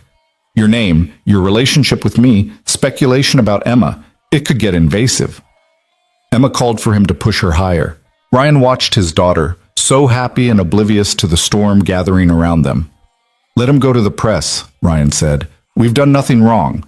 We followed every rule, disclosed everything properly, handled this with integrity. If Thornton wants to expose that to public scrutiny, let him. The truth will hold up. You're sure? Because once it's public, we can't take it back. I'm sure. I'm tired of hiding, tired of letting him dictate our choices. We go forward with Monday's board meeting, and whatever happens after that, we face together. Together, Lauren echoed. God, I love you. I love you too. Now let me finish pushing my daughter on the swings, and then maybe we can all get dinner, the three of us. I'd really like that. Monday morning arrived with the weight of inevitability. Ryan dressed carefully, aware that today would determine everything. Emma seemed to sense the importance of the day, giving him extra tight hugs and making him promise to text her during lunch. You're going to do great, she said with absolute certainty, because you're brave and smart and Miss Lauren loves you. How did you get so wise? I pay attention. She kissed his cheek. Now go win. The board meeting was scheduled for 10. Ryan wasn't invited to attend, but Lauren had arranged for him to wait in her office during the proceedings. She tried to convince him to just go to work, to focus on his own responsibilities, but he needed to be here, needed to know the moment it was over, one way or another. At 9:30, Marcus Webb stopped by to see him. Nervous? The older man asked. Terrified. Good. Means you understand what's at stake. Marcus sat down across from him. I wanted to tell you something before we go in there. I've been in business for 40 years, served on dozens of boards, seen every kind of corporate drama imaginable. And I can say with complete honesty that I've never seen two people handle a difficult situation with more grace and integrity than you and Lauren have shown. We've just been trying to do the right thing. That's exactly my point. You could have hidden the relationship, could have bent the rules, could have let power dynamics and convenience override ethics. Instead, you disclosed immediately, established proper boundaries, followed every protocol. That's character. That's the kind of leadership we need more of. Ryan felt his throat tighten. Thank you. That means more than you know. Lauren's lucky to have you, and you're both lucky to have found each other. Marcus stood. Now I'm going to go remove the obstacle standing between you and your future. Wish me luck. Good luck. The waiting was agony. Ryan tried to work, tried to focus on the partnership proposal he was supposed to be reviewing, but his mind kept drifting to the conference room 3 floors down where his future was being decided. He checked his phone obsessively, waiting for updates that didn't come. At 11:30, his office phone rang. Lauren's extension. It's over, she said, her voice shaking. Thornton's been removed from the board, effective immediately. Ryan sagged against his desk. It worked? It worked. Marcus presented the evidence, 3 other board members corroborated various pieces of misconduct, and the vote was unanimous. Richard Thornton is no longer part of Pierce Tech's leadership. She laughed, the sound bright with relief. It's over, Ryan. It's actually over. What about the press? His threats? Empty. Turns out making accusations to the media about a company whose board just removed you for misconduct isn't a great look. His lawyers already advised him to sign an NDA and walk away quietly. She paused. We won. Against all odds, we actually won. Ryan closed his eyes, letting the relief wash over him. What happens now? Now we get back to work. You keep being an excellent director, I keep running this company, and we figure out how to actually be together without all this drama hanging over us. Her voice softened. And tonight, we celebrate. The 3 of us. You, me, and Emma. Proper family dinner. Family, Ryan repeated, the word settling warm in his chest. I like the sound of that. The celebration dinner was at a small Italian restaurant Emma had been begging to try. The kind of place with checkered tablecloths and breadsticks and a children's menu featuring every pasta shape imaginable. Emma ordered spaghetti with meatballs bigger than her fist and proceeded to tell Lauren in great detail about every single thing that had happened at school that day. Ryan watched them together, Emma gesturing wildly with her fork, Lauren listening with genuine interest, both of them laughing at some joke he'd missed, and felt something settle into place. This was his family. Not traditional, not what he'd imagined years ago when he'd first become a father, but real and chosen and absolutely right. "Daddy, you're staring again," Emma said around a mouthful of spaghetti. "Sorry, just happy." "We're all happy." Emma turned to Lauren. "Are you happy, Miss Lauren?" "Very happy, the happiest I've been in a long time." "Because you and Daddy are together now, and Mr. Thornton is gone and everything's good?" Lauren and Ryan exchanged amused glances. "How do you know about Mr. Thornton?" Ryan asked. "I hear things. You talk on the phone at night and I'm supposed to be sleeping, but sometimes I listen." She shrugged, unrepentant. "But he was mean to you and Miss Lauren, so I'm glad he's gone. Now you can just be happy without mean people making problems." "You're absolutely right," Lauren said. No more mean people making problems. From now on, it's just us being happy." "Good. Because you're my family now, and families should be happy." Emma said it simply, like it was the most obvious thing in the world, like there was no question that Lauren belonged with them, that they belonged together, that this makeshift family they'd created was permanent. Ryan's eyes met Lauren's across the table, and he saw his own emotion reflected there, wonder and gratitude and love so overwhelming it was almost painful. After dinner, they walked Emma to the small park near the restaurant. She ran ahead to the swings, giving Ryan and Lauren a moment alone. "She called us family," Lauren said softly. "She did." "Is that okay? Is it too fast? I don't want to presume." "It's perfect." Ryan took her hand. "You are family. You've been family since that first night you rescued me from, well, since I rescued you from your bad date, I guess. Since chocolate cream pie and late-night diners and showing up at my door with soup when Emma was sick." "I love her," Lauren said. "I love both of you. And I want this. All of it. The messy school pickups and the bedtime stories and the grocery shopping and all the ordinary beautiful things that make up a life. Even knowing it means less time for work, less focus on the company, especially knowing that. Because you were right that night at the diner. I built Pierce Tech to prove something, and I proved it. But I don't need to keep proving it at the expense of actually living." She turned to face him fully. "I've been thinking about what we talked about. The bookstore. Lauren, that was just a dream. What if it wasn't? What if we actually did it?" Her eyes were bright with possibility. "Not tomorrow, not while you're still settling into the director role. But in a year or two, what if we started planning, found the perfect location, built something that's ours?" "You'd really walk away from Pierce Tech?" "I'd walk toward something better, toward a life where I get to come home to you and Emma every night, where success means happy customers and good books, and a daughter who feels safe and loved, not quarterly earnings and market share." She squeezed his hand. "I want the beautiful life, Ryan, the one we build together." Emma called for them to watch her go higher on the swings. They walked over together, and Ryan pushed while Lauren stood beside him, her hand warm in his. This moment felt eternal somehow. The autumn evening, the sound of his daughter's laughter, the woman he loved at his side. "I have a crazy idea," Lauren said suddenly. "Another one? What if we looked at bookstore locations this weekend? Just window shopping, nothing serious, but maybe start dreaming about what it could look like." Ryan stopped pushing Emma's swing. "You're serious about this?" "I'm serious about building a future with you, and if that future includes a bookstore and family dinners and bedtime stories, then yes, I'm absolutely serious." "Miss Lauren wants to open a bookstore?" Emma twisted around on the swing. "Can I help pick the books?" "You can absolutely help pick the books," Lauren said. "In fact, you can be our children's literature consultant." "What's a consultant?" "Someone whose opinion is very important and who gets to help make decisions." Emma's eyes went wide. "I want to be a consultant." They spent the rest of the evening in the park, Emma running between equipment while Ryan and Lauren sat on a bench making increasingly elaborate plans for their hypothetical bookstore. What sections they'd have, what events they'd host, what the reading nook should look like. It was pure fantasy, but it felt more real than anything Ryan had imagined in years. When they finally headed home, Emma fell asleep in Ryan's car seat, exhausted from playing. Lauren followed them back to the apartment to help carry Emma upstairs. "I should go," Lauren whispered after Ryan tucked his daughter into bed. "Let you both get some rest." "Or you could stay," Ryan said. "Not like that, just stay.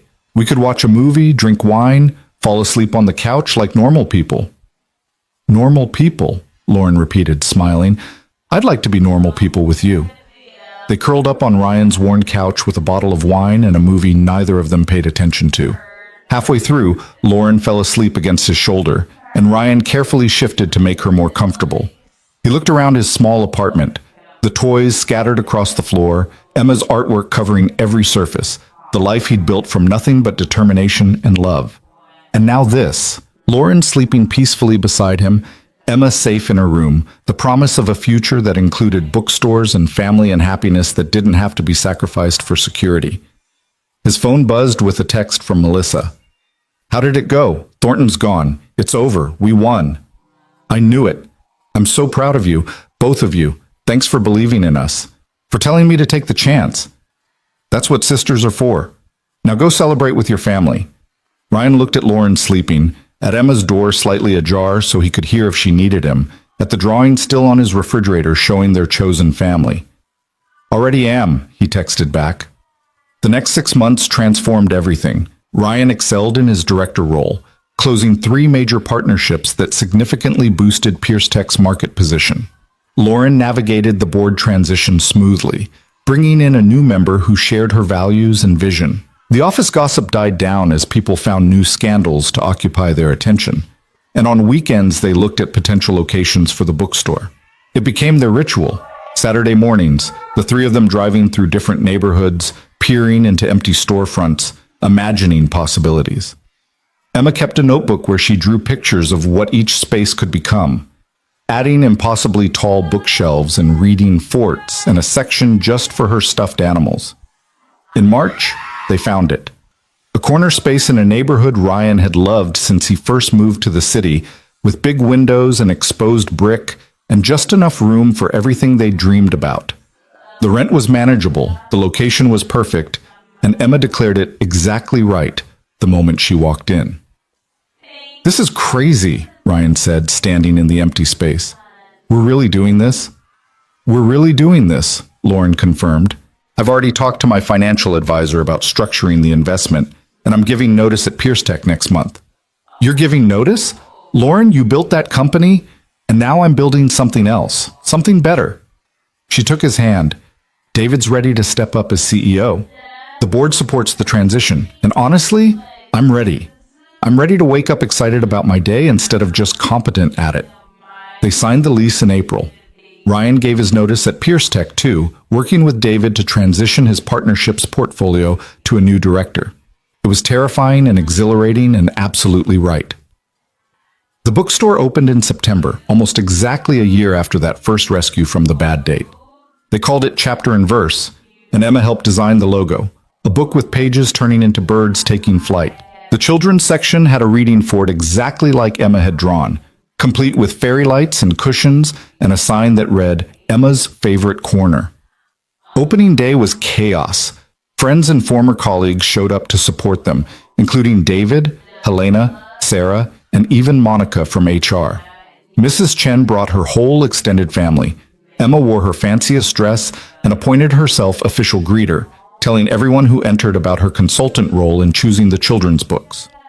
Ryan stood behind the register, looking around at the space they'd created. Shelves filled with carefully curated books, a cafe area where people were already gathering, the reading nook where a mother was reading to her young son, Lauren laughing with customers by the new releases table.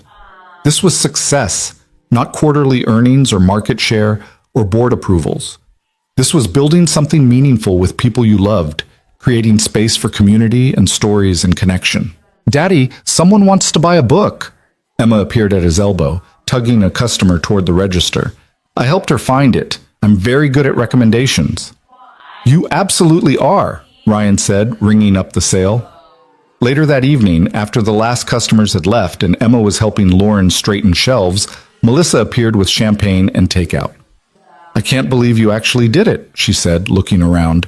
You crazy beautiful fools actually opened a bookstore. We did, Ryan agreed, and it's probably going to fail spectacularly and we'll lose everything and have to start over.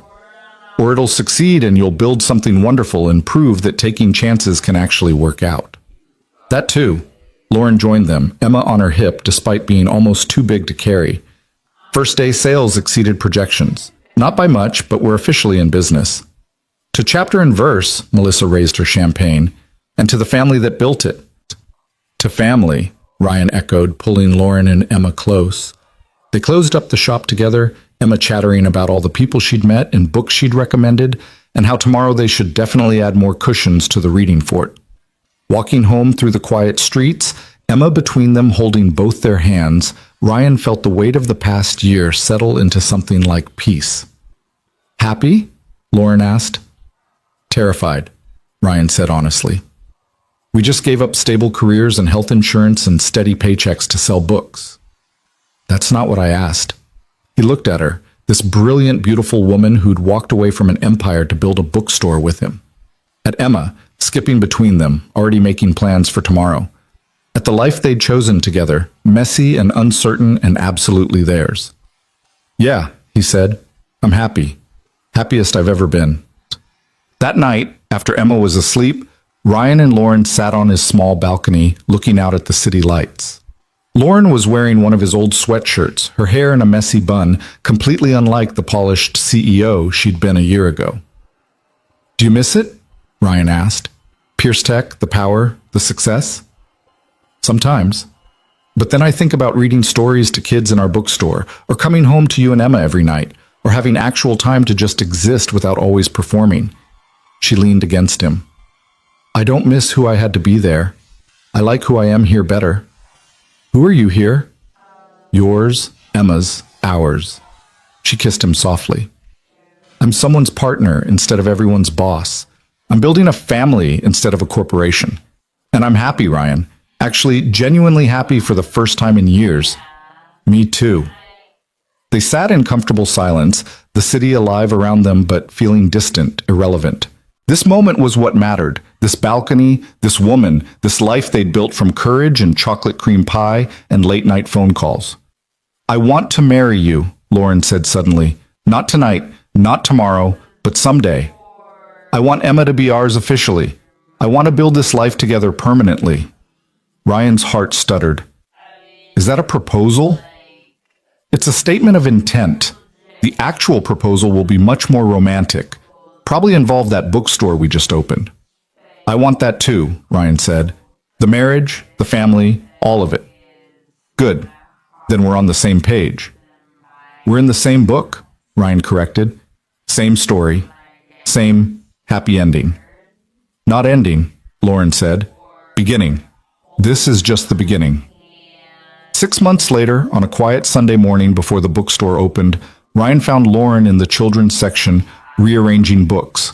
Emma was at a sleepover, leaving them alone in the space they'd built together. Lauren Pierce, he said, and she turned to find him holding a small velvet box. I know you said you'd propose to me, but I couldn't wait. And I figured since we built this place together, since this is where our future started, this is where I should ask. Lauren's hand flew to her mouth, her eyes already bright with tears. You rescued me from a life of quiet resignation. You saw more in me than I saw in myself. You loved Emma before you loved me, which made me love you even more. You gave up everything you'd built to build something better with us. He opened the box, revealing a simple ring. Will you marry me? Will you officially be Emma's second parent and my partner and part of this messy, beautiful life we're creating? Yes, Lauren said through tears. Yes, absolutely yes.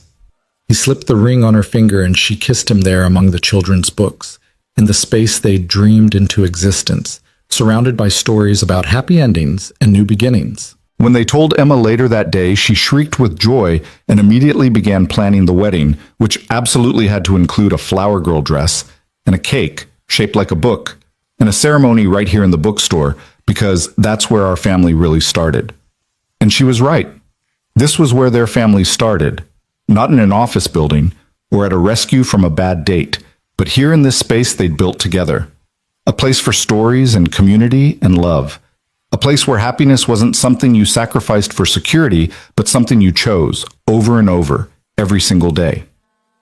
The wedding happened on a Saturday in spring, right there in chapter and verse, surrounded by books and friends and family. Emma walked down the makeshift aisle, scattering flower petals with fierce concentration, wearing a dress she'd picked out herself. Melissa cried through the entire ceremony.